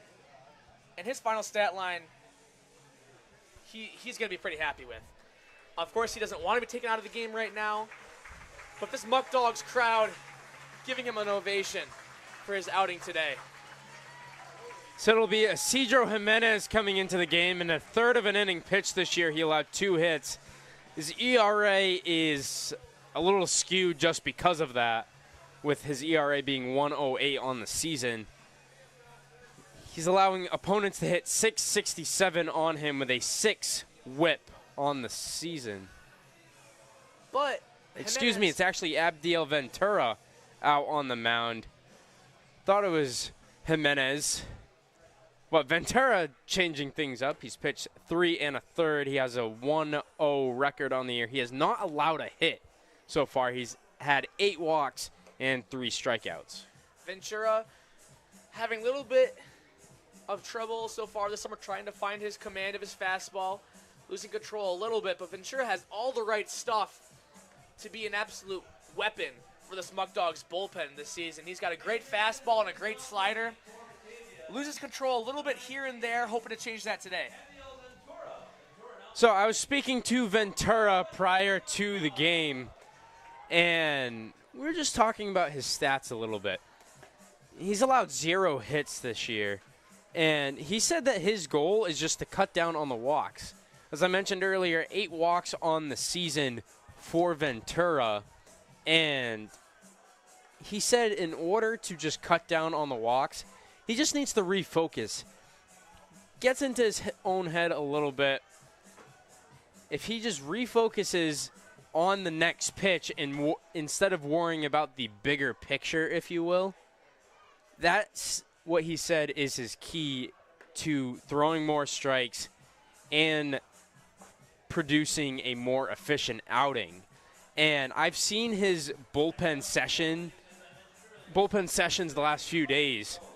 He's done just that. He's settled down following throwing a ball in the session and then has gone right back at it to throw consecutive strikes. We'll see if his own mental work comes into play here with 2 outs in the inning. That brings up Dalton Groves to the plate. There's a ball high in the zone. And we talked about Ventura's 8 walks so far in the season. 5 of them were in the first game of the season versus Elmira. Since then, 3 walks in his second appearance of the season. But in his last appearance against Niagara Falls, he went 1-2-3 with a strikeout, gave up no walks, had a great command. That's the kind of stuff that he can bring to this Muckdogs bullpen when he is on his game. Ventura, 2 balls and no strikes. That next pitch inside called a strike. So there's what I was talking about. I don't know if the camera picked it up, but Ventura, following those 2 consecutive balls, took a deep breath, recollected himself, went back to work, threw a strike. Now 2-1. Another ball high for a 3-1 count. Ventura on the season goes about 1 inning. He did have an extended outing in the exhibition game against the Buffalo All-Stars, where you saw he had 1 really good inning, showcasing his stuff. That one down there again, and threw a ball, threw a strike. It's a full count now.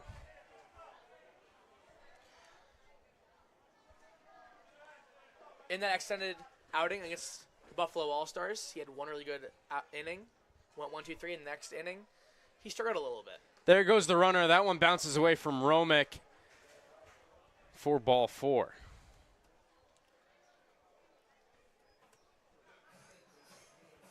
Ventura needs to relax. He looks over at his dugout, at his teammates, telling the same story I'm about to say. Just relax, take a deep breath, control your emotions. Baseball is a very emotional game, as we all know. And he's a weapon. He is a ball player. He deserves to be here. And that's all you can really say for him. So now Ventura going back to work against Ryan Grundy.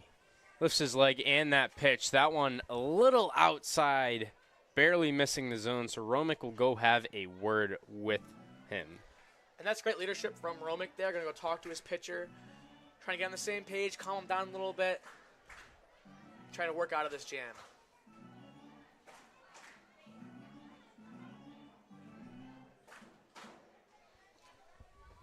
Ventura, the Teaneck, New Jersey native, just finished his freshman year from Felician University. Stands in at 6'4", 235 pounds.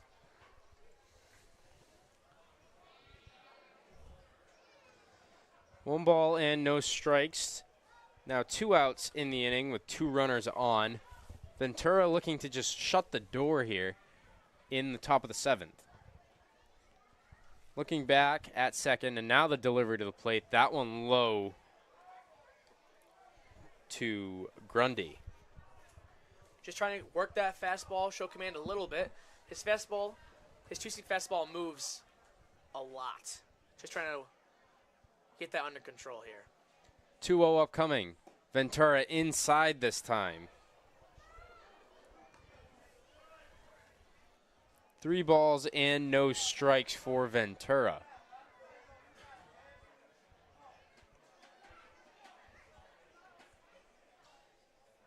Gets his sign, and now this pitch. That one bounces in the dirt away from Romick. It'll be ball 4.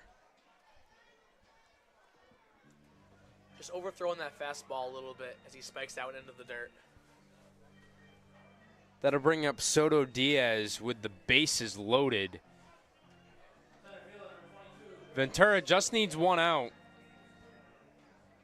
Coach Martinez giving Ventura a short leash. And that'll be it for him on the day.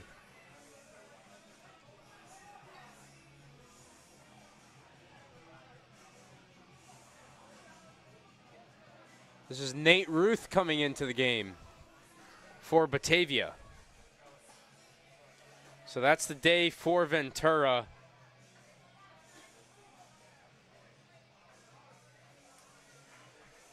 So now, flipping the script, Nate Ruth on the season, the left-handed pitcher. In 5 2/3 innings pitched, he's only allowed 2 hits, has a 1.58 ERA, 4 walks, and 6 strikeouts with opponents hitting 105. There's a little under a 1.4 strike percentage, Landon. Nate Ruth, the try-hard and hacky sack in the bullpen over there. Also from Felician University, Ventura's teammate. From Union Beach, New Jersey, just finished his freshman year. The lefty stands in at 5'11", 215 pounds.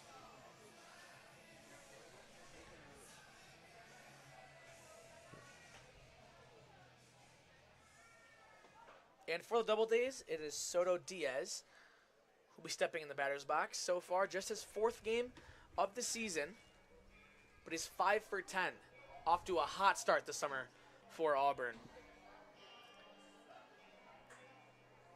So Ruth coming in a bases-loaded jam. He limits the hits. What does he need to do here in order, more from a mental side, to keep his composure with the bases being loaded? I think for Ruth, obviously, he's got such a great high attitude when he's off the field. Then when he's on the field, he needs to have the exact same approach.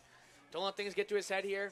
Sure, the bases may be loaded, but for him, just stay calm, stay cool, stay collected, throw strikes, and make the Auburn Doubledays hitters earn this. He's had a great defense behind him all day today, and just keep trusting him. Soto Diaz, he's 1 for 2 on the day with a strikeout and an infield ground ball for a hit.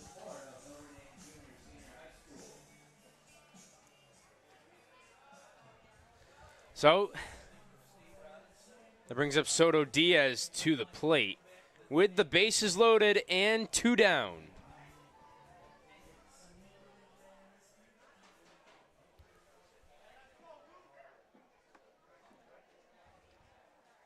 Coach Cox trying to move the outfield. Vesco will move in. So Ruth, a lefty, in against Soto Diaz. Gets his sign from Romick. Now the first pitch. Lifts his leg and the delivery. That one outside for ball 1.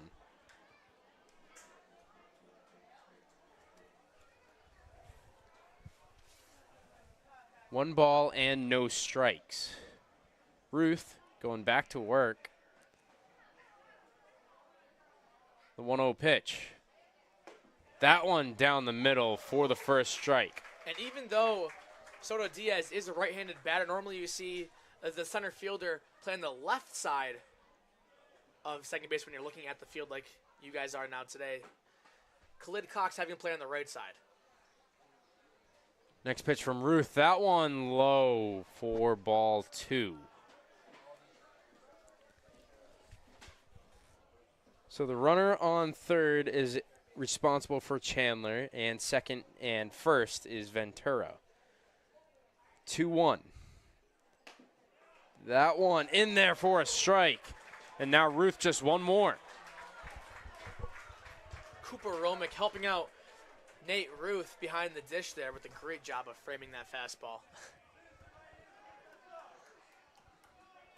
Ruth trying to get out of the jam. Takes a deep breath. The 2-2 lifts his leg and the delivery. That one outside. Barely missing. Ruth thought it was a strike. That's the exact same pitch. Goes 2 different ways, 2 different stories for Nate Ruth, and it's now a full count with the bases loaded. The runners will be in motion. Ruth taking a deep breath, lifts his leg and the delivery. There goes the runners. That one swung on and missed, and Nate Ruth gets out of it. And the expression from Ruth is the exact same expression from the dugout, from us in the booth. The strikeout with the bases loaded gets the Muckdogs out of the jam. It's just been a fiery day for the Muckdogs across the board, starting with Gavin Chandler. And Ruth doing the job there to fire up his teammates. Hey guys, this is Austin, the play-by-play broadcaster for the Batavia Muckdogs, and I'm here with Dewey at Attica's 10th hole in Attica, New York at 96 Bunnell Street. Dewey's here ready to sink a par. Go ahead, Dewey. Come out to Attica's to play some 9-hole golf. Nice job, Dewey.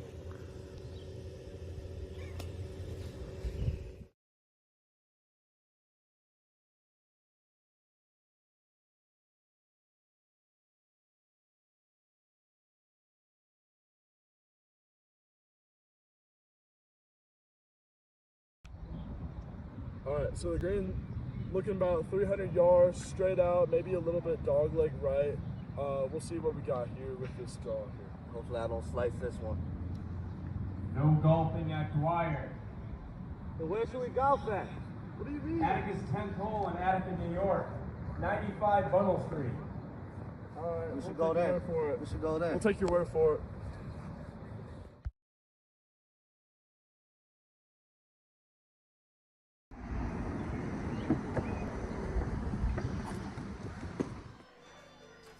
Now pitching for the Auburn Doubledays, number 5, Ethan Fulton. He's a sophomore from St. John Fisher University, standing at 6 foot, 185 pounds from Trumansburg, New York. Fulton so far on the season, he has pitched in 4 games, pitched 8 1/3 innings, has 11 strikeouts and 7 hits. It'll be James Bolton leading things off for the Muckdogs. And Fulton in his last 2 outings both recorded the win for the Auburn Doubledays. In his last 2 outings combined, 7 1/3 innings, only gave up 4 hits and 9 strikeouts in those last 2 games. He hasn't given up an earned run all season so far.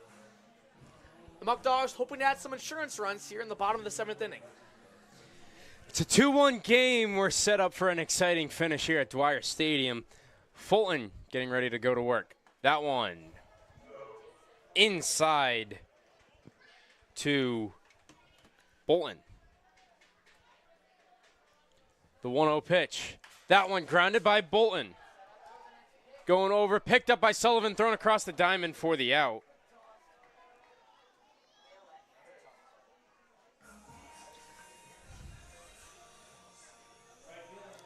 So that'll bring up number 10, Jacob Vesco. He's 0 for 2 on the day with a pop-out and a strikeout. Jacob Vesco, few of the interns here call him Mini Aaron Judge. Yeah, the guy's an absolute tank, standing in at 6'4", 215 pounds. I brought that up to him about how we call him Mini Aaron Judge, and he loves it. Aaron Judge is his favorite baseball player. That one grounded over to Grappolo, thrown across the diamond for the second out. But as I was saying, his favorite baseball player being Aaron Judge. And he said like a little superstition, a little pregame ritual for him. He has a fat head of Aaron Judge doing like a fist pump, a fist pump motion. That's the word I was looking for. Before every game when he's at home, he just goes up and gives Aaron Judge a fist bump. As that is another diving play by the second baseman, Asaro, for the out. It's a quick inning as we now head to the top of the 8th. The Doubledays, 2 more chances.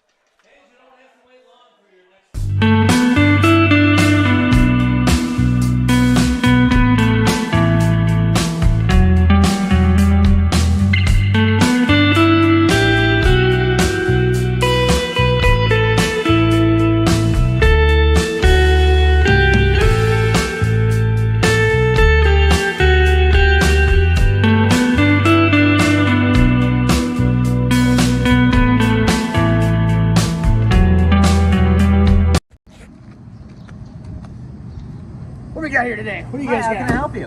What do you recommend? I don't know, we just got a fresh batch of Eli Fish's Muckdog Ale. Muckdog Ale? Go Dogs! Give me some of those. Muckdog Ale coming right up! Muckdog Ale! Go Dogs, baby!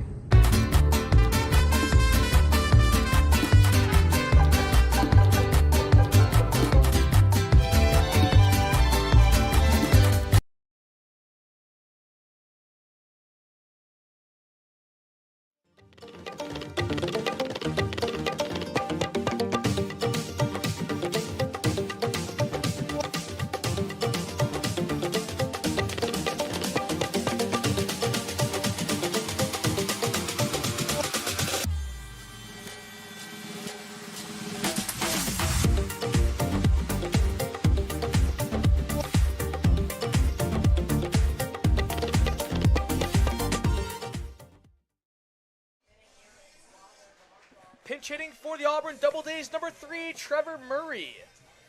Just finished his freshman season from Hillsborough Community College, his hometown, Ocala, Florida. Nate Ruth still on the mound for the Batavia Muckdogs. And I got to say, these Florida guys coming up here to New York for the summer, I want to think why, because I want to live in Florida. Ruth getting ready for his first pitch to Murray. That one grounded foul.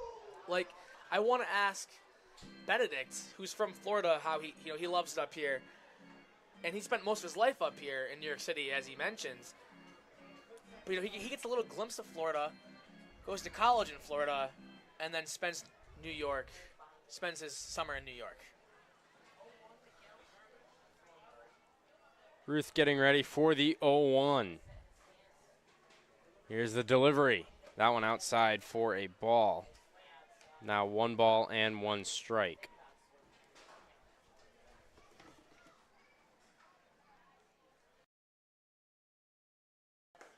That one outside for another ball.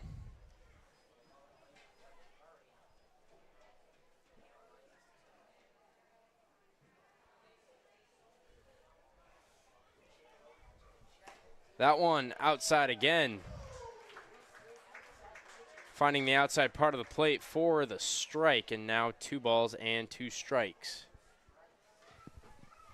Ruth starts his windup and the delivery. Down low. Full count.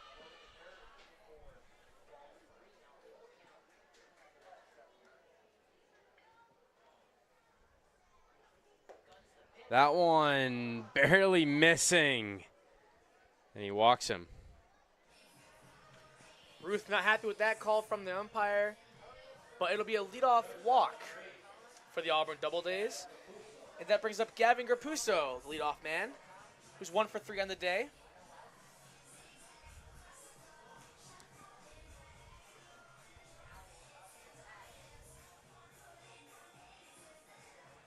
Grapuso on the season with a .273 batting average with 9 RBIs. He's also drawn 10 walks. Lefty-lefty matchup. Slide step from Ruth. That one down the middle.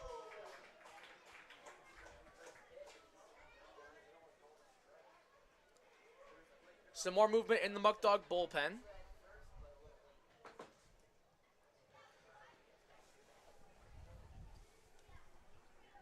Nate Ruth's longest outing so far this season is 2 innings. If he were to finish this inning, he would pitch 1 1/3. So a little bit more left in the tank, but Skip looking to have a clean inning here and perhaps go to his bullpen.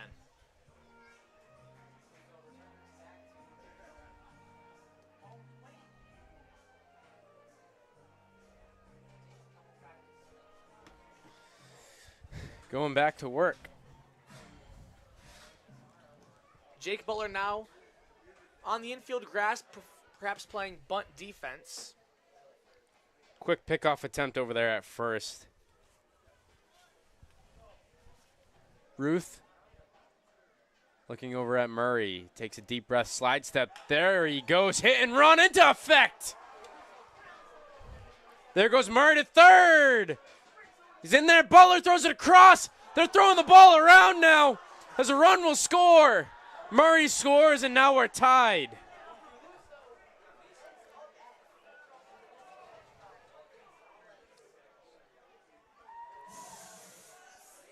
Wow. And just like that, Auburn is back in this game. They tie it now with a runner on third and no outs. The hit and run, like you said, Austin, into effect worked perfectly for Auburn. And Nate Ruth can't do anything but shake his head. He has no idea what just happened there. Thought he was in good shape.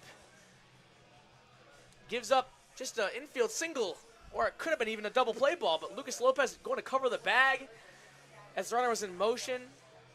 And 1 run goes across and a runner on third, and that'll be the day for Nate Ruth. So Ruth done for the day with now a runner on third with no outs here in the top of the 8th.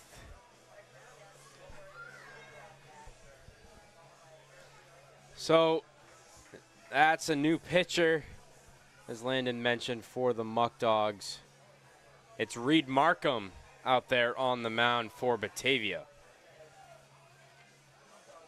And Markham on the season in 6 2/3 innings pitched has given up 7 hits, has an 8.1 ERA with 8 walks and 11 strikeouts, and a .269 opponent batting average. Markham, his hometown, London, Kentucky. Stands in at 6'4", 240 pounds, the freshman from Lindsey Wilson College. Looking to stop the damage here for the Muckdogs and hold it to just 1 run across the frame here in the top of the 8th inning. And as Markham warms up with the runner 90 feet away from taking the lead for Auburn, we'll take a break. Jeez, this guy stinks. Go to the bullpen. Ready? Me?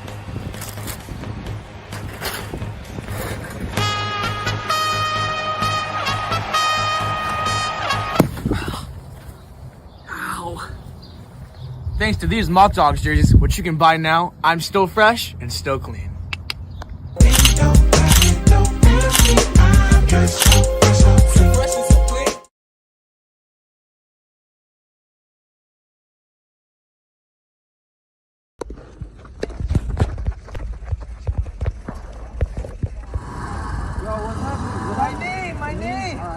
too easier. Come on, come on, come on.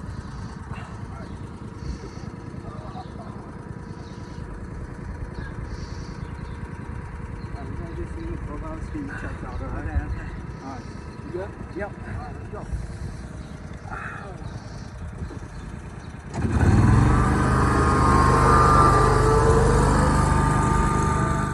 You looked at it in the trainer's table. Okay, okay. Gotta get this done quick. Welcome back to Dwyer Stadium as the intensity continues. Asaro stepping in for the Doubledays. The Muckdog infield is in, trying to cut off Gavin Grapuso at third base. He has excellent speed, leads the team in stolen bases.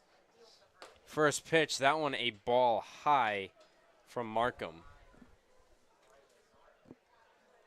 You got to think that if Asaro hits the ball in the outfield, Grapuso could score from third, whether it be a catch or if it lands.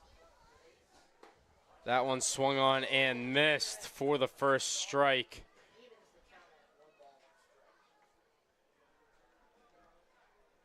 So a lot being asked here from Reed Markham, with a runner on third and no outs still in the top of the 8th inning. 1-1 upcoming from Markham. That one high and outside.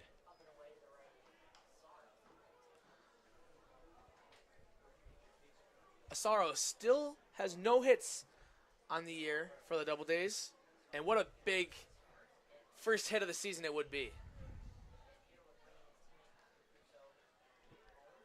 Top of the 8th, 2-1 count upcoming. That one fouled off.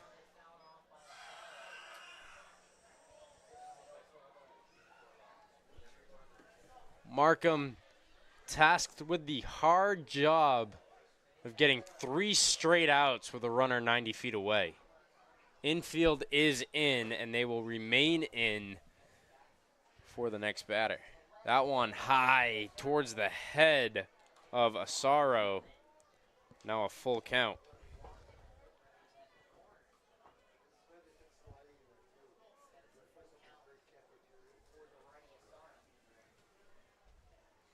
Markham, his pitch, that one high again, and he walks him.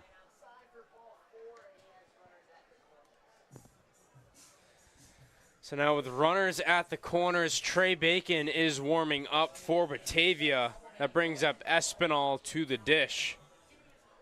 And Espinal leads the team in batting average this season with a .571 through 8 games. He also has a team-high 13 RBIs on the season and the only home run. I'm sorry. He leads the team. He's tied for leading the team in home runs for the year.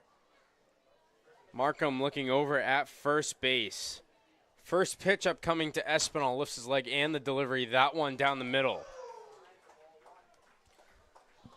So the corners are in, trying to cut off Grapuso at home. Middle infield, Gonzalez and Lopez playing double play depth as they will trade the 2 outs for the 1 run. Markham getting ready, lifts his leg and the pitch. That one a ball high, now a 1-1 count.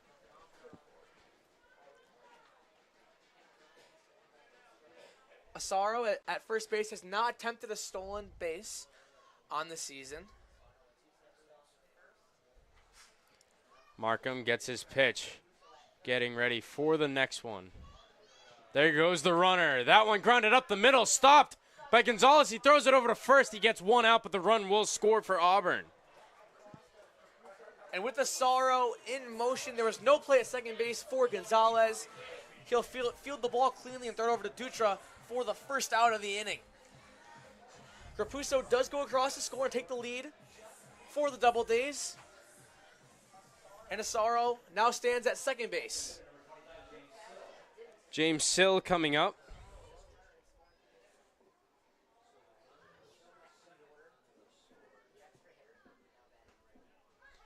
That one in there for strike 1.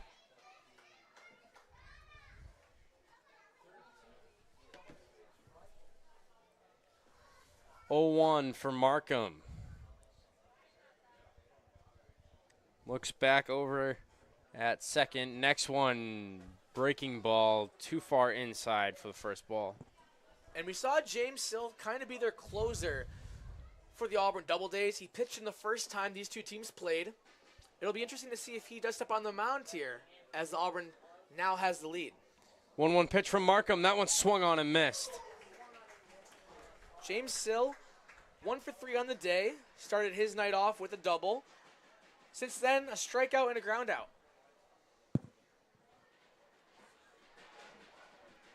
1 ball and 2 strikes. Markham gets ready, lifts his leg and the pitch. That one, a curveball dropping in there. Strike 3. What a pitch by Markham. Gets James Sill for his second strikeout of the day. And Markham helping himself out. Now 2 outs away in the top of the 8th inning.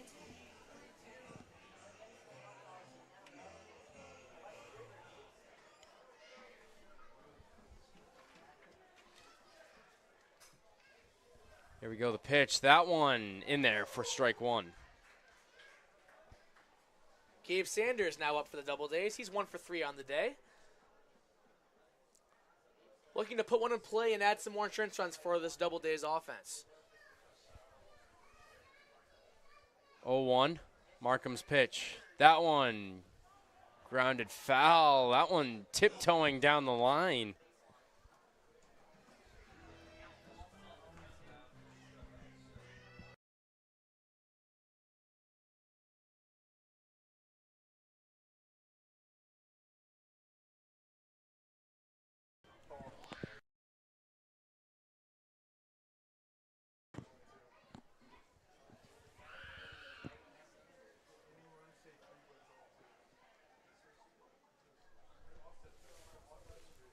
There goes the runner. That one high. Romick's throw to third. There's the tag.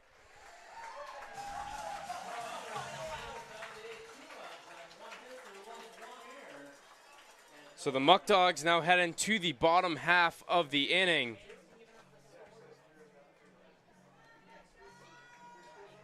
After the throw from Romick.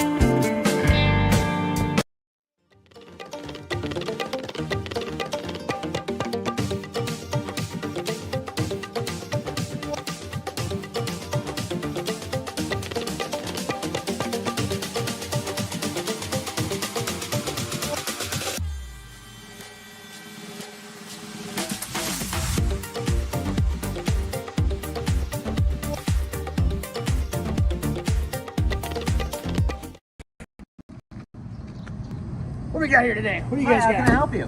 What do you recommend? We just got a fresh batch of Eli Fish's Muckdog Ale. Muckdog Ale? Go Dogs! Give me some of those. Muckdog Ale coming right up. Muckdog Ale. Trevor Dutra leading off for the Muckdogs here in the bottom of the 8th inning. He's 0 for 2 on the evening with a strikeout and a flyout to the right fielder.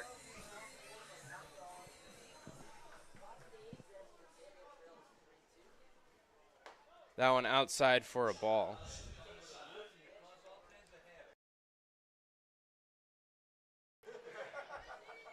One ball, no strikes to Dutra. That one low. Dutra ahead 2-0 in the count now. He's looking to have a productive at-bat anyway on here for the Muckdogs. Only 6 outs of life left. 2-0. That one low again.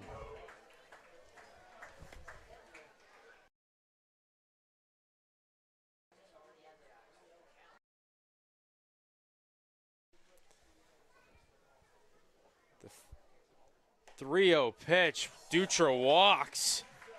So there is the tying run. And that's exactly what the Muckdogs needed. A leadoff walk to start the bottom of the 8th inning. Skip Martinez looks towards his bench, and it'll be a pinch runner for Trevor Dutra as TJ Morris now jogs onto the field to replace Dutra at first.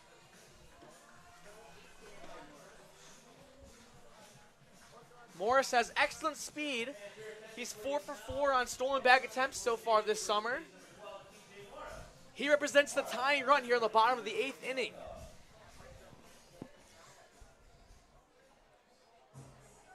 Coach Martinez having a word with Yankiel Gonzalez, who's coming up to the plate. What do you think they're talking about?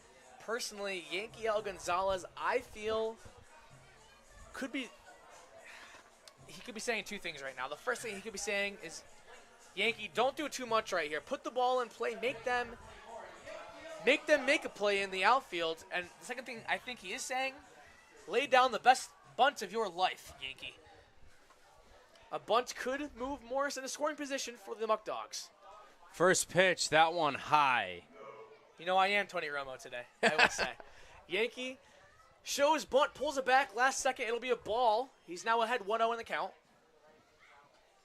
1 ball and no strikes. Morris over there at first. Gonzalez tries to drop that one down. Pulls it back, but it's in the zone anyways. And I can also tell it's going to be a bunt a little bit here. Morris has a very subtle lead off first. I feel like if he was hitting, he'd get more of a lead. 1-1. Gonzalez pops that one up, going foul. Now with 2 strikes on Gonzalez. Skip giving Gonzalez some signs. We'll see if he swings away or elects to try to drop down another bunt. There is a pitcher warming up in Auburn's bullpen as well. The 1-2 offering upcoming. That one fouled off by Gonzalez. And if you can see, TJ Morris, his lead at first base, a little bit more aggressive over there, now that Yankee is going to swing away.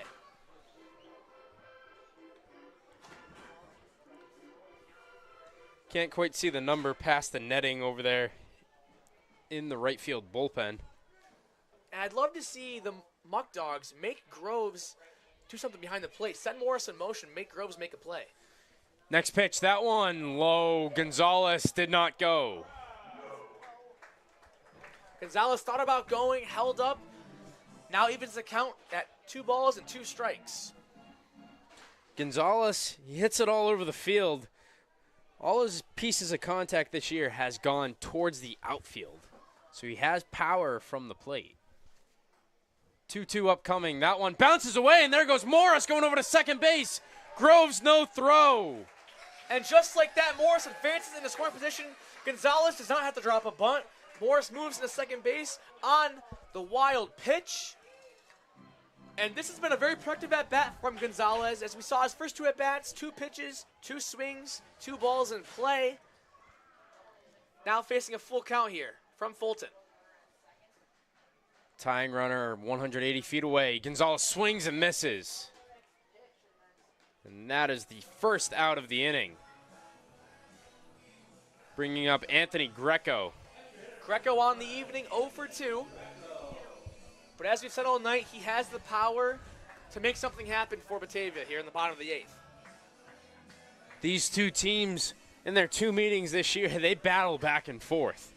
These 2 ball clubs, Batavia first in the West Division, Auburn sitting at 3rd, just behind Elmira. These 2 teams, I feel like, will be battling it out all season long. As the first outing resulted in a 0-0 tie, and today another thriller. 0-1 upcoming from Fulton. Here's the delivery. That one grounded over to the shortstop, Grappullo. He looks back Morris and gets the second out.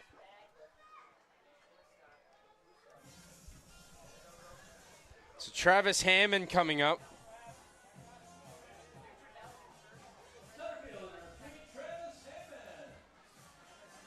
Muckdogs have 4 outs left. 4 outs left in this ball game, but Travis Hammond, a base hit, could score Morris as he does have excellent speed at second base.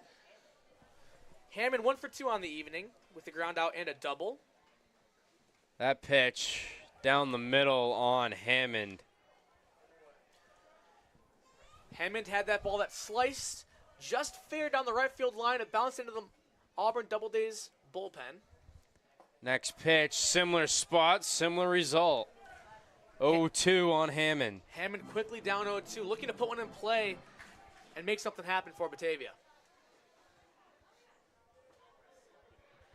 Pitch likely coming on the outside part of the plate. There goes Morris. Hammond grounds that one up the middle. Pick over there at first from the first baseman. Bale gets the final out of the inning. No runs on no hits for the Muckdogs. We head to the top of the ninth. And it will be Markham tasked with the ninth inning. We're set up for an exciting finish here at Dwyer Stadium in this one-run ball game. First, it'll go to the top of the ninth with Reed Markham on the mound for Batavia, coming out for his second inning of work.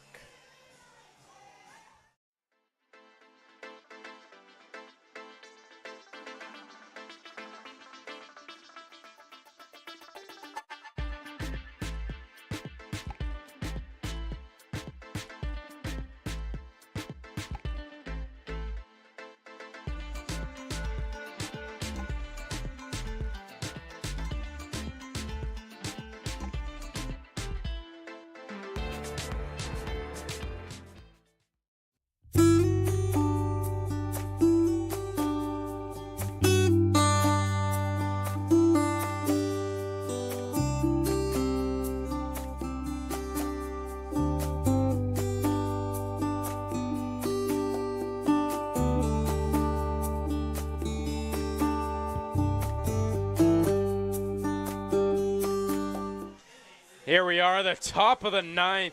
Coach Martinez taking a gamble on Reed Markham. And speaking about taking chances, how about you go test your luck at Batavia Downs Gaming and Hotel? It's a casino, hotel resort, and a half-mile horse track with live horse racing from July to December. Check out 8315 Park Road in Batavia, New York, as there is the first strike from Markham. Two things I want to say, Austin. That slider from Markham, perfection, dropping it right on the inside corner for strike one. Second thing, you got to find a new way to introduce Batavia Downs.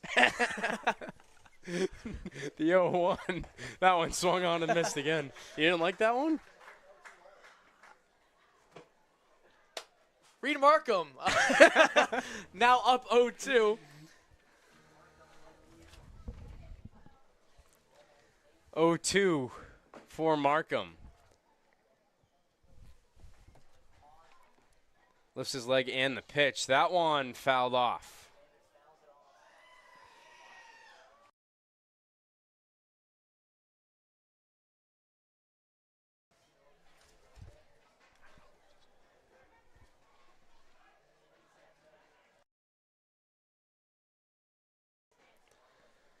Markham, the 0-2 to Sanders. That one a ball high.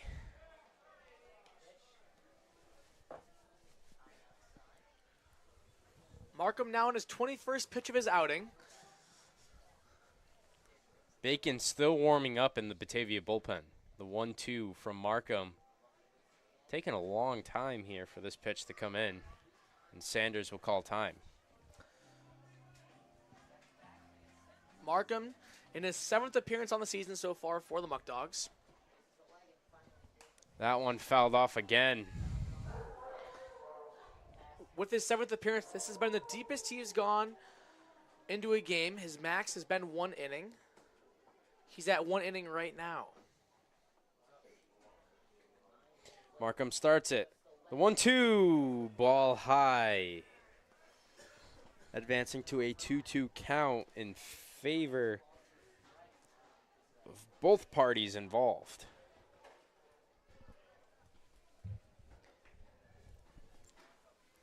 Markham gets his pitch, starts his windup, the 2-2. That one out to center field. Hammond doesn't have to move at all. First out here in the top of the ninth. That brings up Bale to the plate. And we saw Trey Bacon, the Muckdogs' everyday closer, warming up in the bullpen. Perhaps if this does get to the 10th frame, he will pitch and be in position for the win. First pitch, that one down the middle for a strike. One ball, actually no balls, one strike, one out, I should have said. 0-1. That one grounded up the middle for a single. Almost taking off the head of Markham as that one bounced right next to second base. Yeah, those are scary, those comebackers for pitchers. Just glad he was able to get out of the way and stay in this ball game. And that brings up Dalton Groves, who's 0 for 2 on the day with a walk. Markham gets his pitch. The first one to Groves, but he looks back over. Eric Smith is in at first base. We forgot to mention that earlier. He goes to first. Like you said, Eric Smith now holding Bale on. That one swung on and missed from Groves. Bale has not attempted a stolen bag so far this season.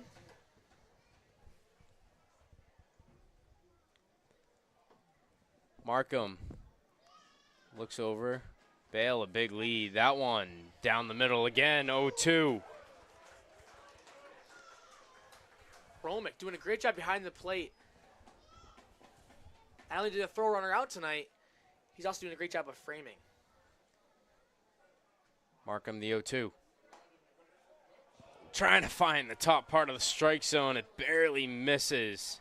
That one looked good from up here, but the umpire didn't think so, and now sits for a 1-2 count for Reed Markham.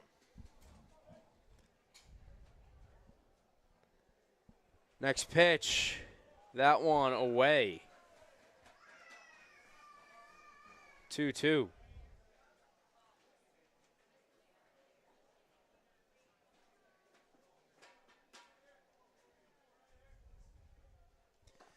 Next one called strike 3. And now 2 outs here in the top of the 9th. Reed Markham gets his second out. I'm sorry, his second strikeout of his outing.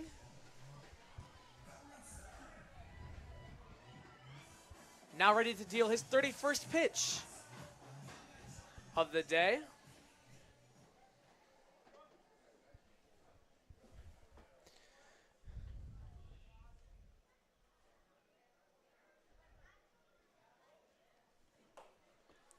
First pitch in there for a strike. And that slider's been moving perfectly for Markham all night. He's done a great 1-2 punch between his fastball and the slider, confusing hitters all night. Big lead over there at first by Bale. Markham's next pitch. That one in there again. And now 1 strike away from giving the Muckdogs one more opportunity at the plate. Ryan Grundy at the dish for Auburn. He's 1 for 2 on the evening. Markham, the 0-2. A little high. Although Bale hasn't attempted a stolen bag this season, maybe Auburn puts him in motion here, trying to add some insurance runs. Markham looks back over at Bale. Lifts his leg, the 1-2. That one a little outside. Romick did his best to frame it.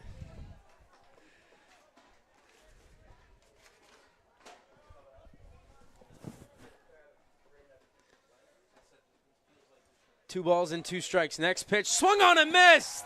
We're heading to the bottom of the 9th here at Dwyer Stadium. Markham gets the job done. The Muckdogs have an opportunity to tie it. Down by 1 run with the top of their lineup up at the plate in Lucas Lopez. And we'll see if Auburn Doubledays manager Dan Schwann elects to go to the bullpen here, as Ethan Fulton has been dealing so far for them. It looks like there will be a new pitcher. Number 20.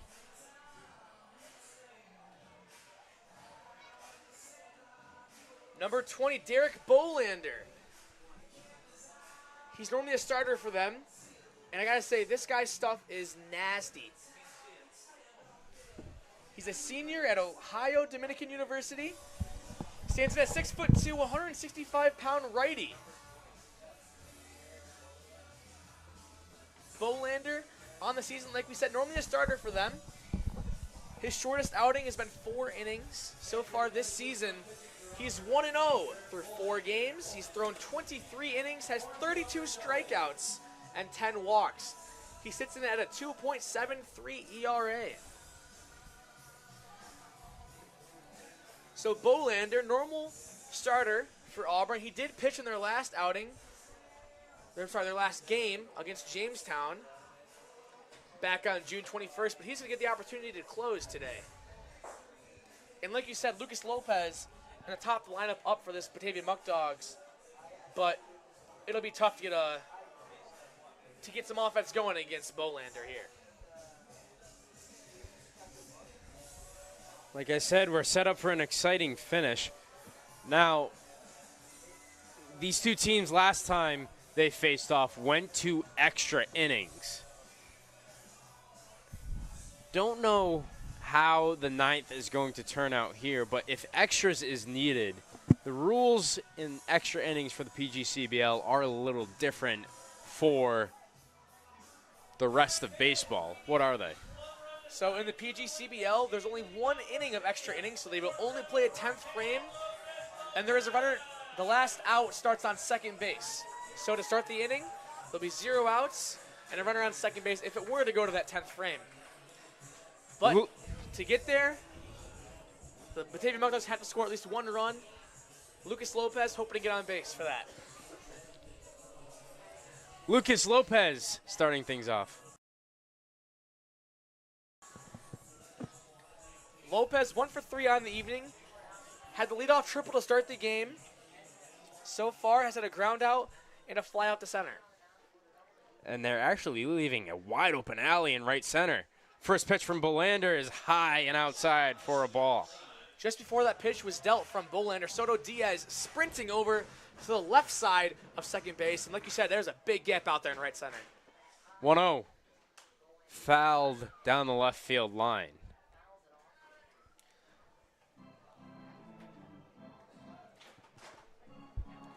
Lopez on the season, his spree chart has been all over the yard. Pulling balls in the right, slicing them into the left. 1-1, he swings and misses. Lopez went to go for a little check swing action there.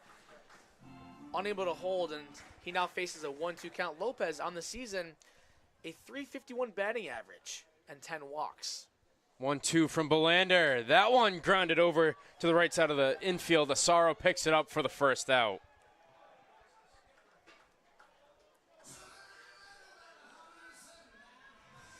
Now Jake Butler coming up. Jake Butler 1 for 3 on the evening with a strikeout, a ground out, and then the bunt single.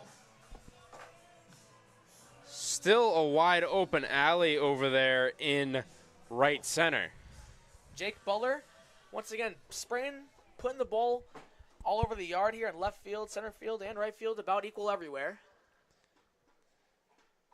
That one outside for a ball. Soto Diaz out there in center field for the Auburn Doubledays. Now moving to the other side of the the other side of the second base bag. One ball and no strikes. Now left center has a big gap out there. 2-0. And one thing interesting about the two batters that Bolander's faced so far, that alignment from Soto Diaz out in center field, he's gone the opposite way of the pull. 2-0 upcoming. That one fouled off. And interesting from Auburn to put Soto Diaz on the other side of the bag of second base, almost playing like Butler's going to have a little slice to his action, kind of like Austin's drive in golf. You're so funny. But Butler's been pulling the ball as of late. He's trying to find a rhythm here for the Muckdogs. 2-1 upcoming from Bolander. Ball high, and now a 3-1 hitters count. So if it's perfect, Butler has the green light. Romick on deck, with Bolton following. 3-1. Looks like it clipped him, and it did.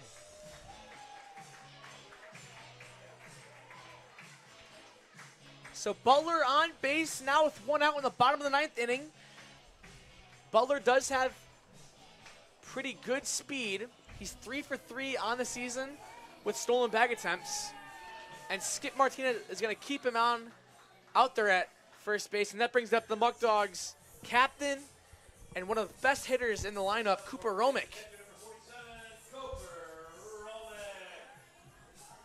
If it does come down to it, there will be a pinch hitter for James Bolton. It's Sean Pope on deck now. First pitch to Romick. That one, top part of the strike zone for the first strike. Butler over there on first. Romick up to the plate. Romick 1 for 2 on the evening with a walk. The 0-1 upcoming from Bolander. That one, another strike. And just like that, Cooper Romick behind in the count 0-2, looking to put one in play and make something happen here for Batavia Muckdogs. And Romick has another open alley in left center. And that's kind of his go-to spot this season so far. And as well down the left field line. The 0-2 from Bolander. Strike 3, Romick goes down swinging. And now Sean Pope will come up to the plate. Sean Pope going to pinch hit for Bolton. And what a tough spot here for Pope in the bottom of the 9th inning. Tying run on first base with 2 outs going against Bolander, who is by the Doubledays' best pitcher so far this season. Pope so far on the year, a 194 batting average with 10 walks. Groves moves Soto Diaz to the left side of the second base. That one fouled off. And so far, Pope on the season has been a pull hitter for Batavia. Only got 2 hits on the year, but both of them 2 right fields. Next pitch inside on Pope. 1 ball and 1 strike. That's interesting that Soto Diaz is now on the left side of the bag, even though Pope is more of a pull hitter. If this ball gets down in the right center field gap, Butler could be scoring. 1-1 upcoming to Pope. That one fouled off again. Now the Muckdogs down to their final strike.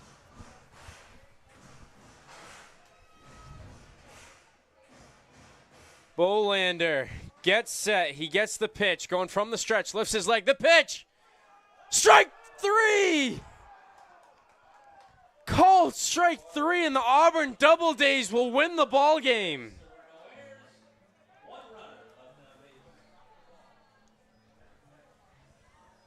And that's how this one ends in Batavia. Auburn wins by 1 run here, and a close one down to the final strike. The Muckdogs on the season will drop to 13-4, and Auburn jumps up to 10-6. That's it for us here at Dwyer Stadium. The Muckdogs will be back in action tomorrow as they take on the Newark Pilots, who currently sit in last place in the West Division in the PGCBL. But as for this one at Dwyer Stadium, Austin Mendes alongside with Landon Washburn, wishing you a good night from Dwyer Stadium. Thank you for tuning in tonight, and we hope to see you tomorrow as the Muckdogs take on the Auburn Doubledays.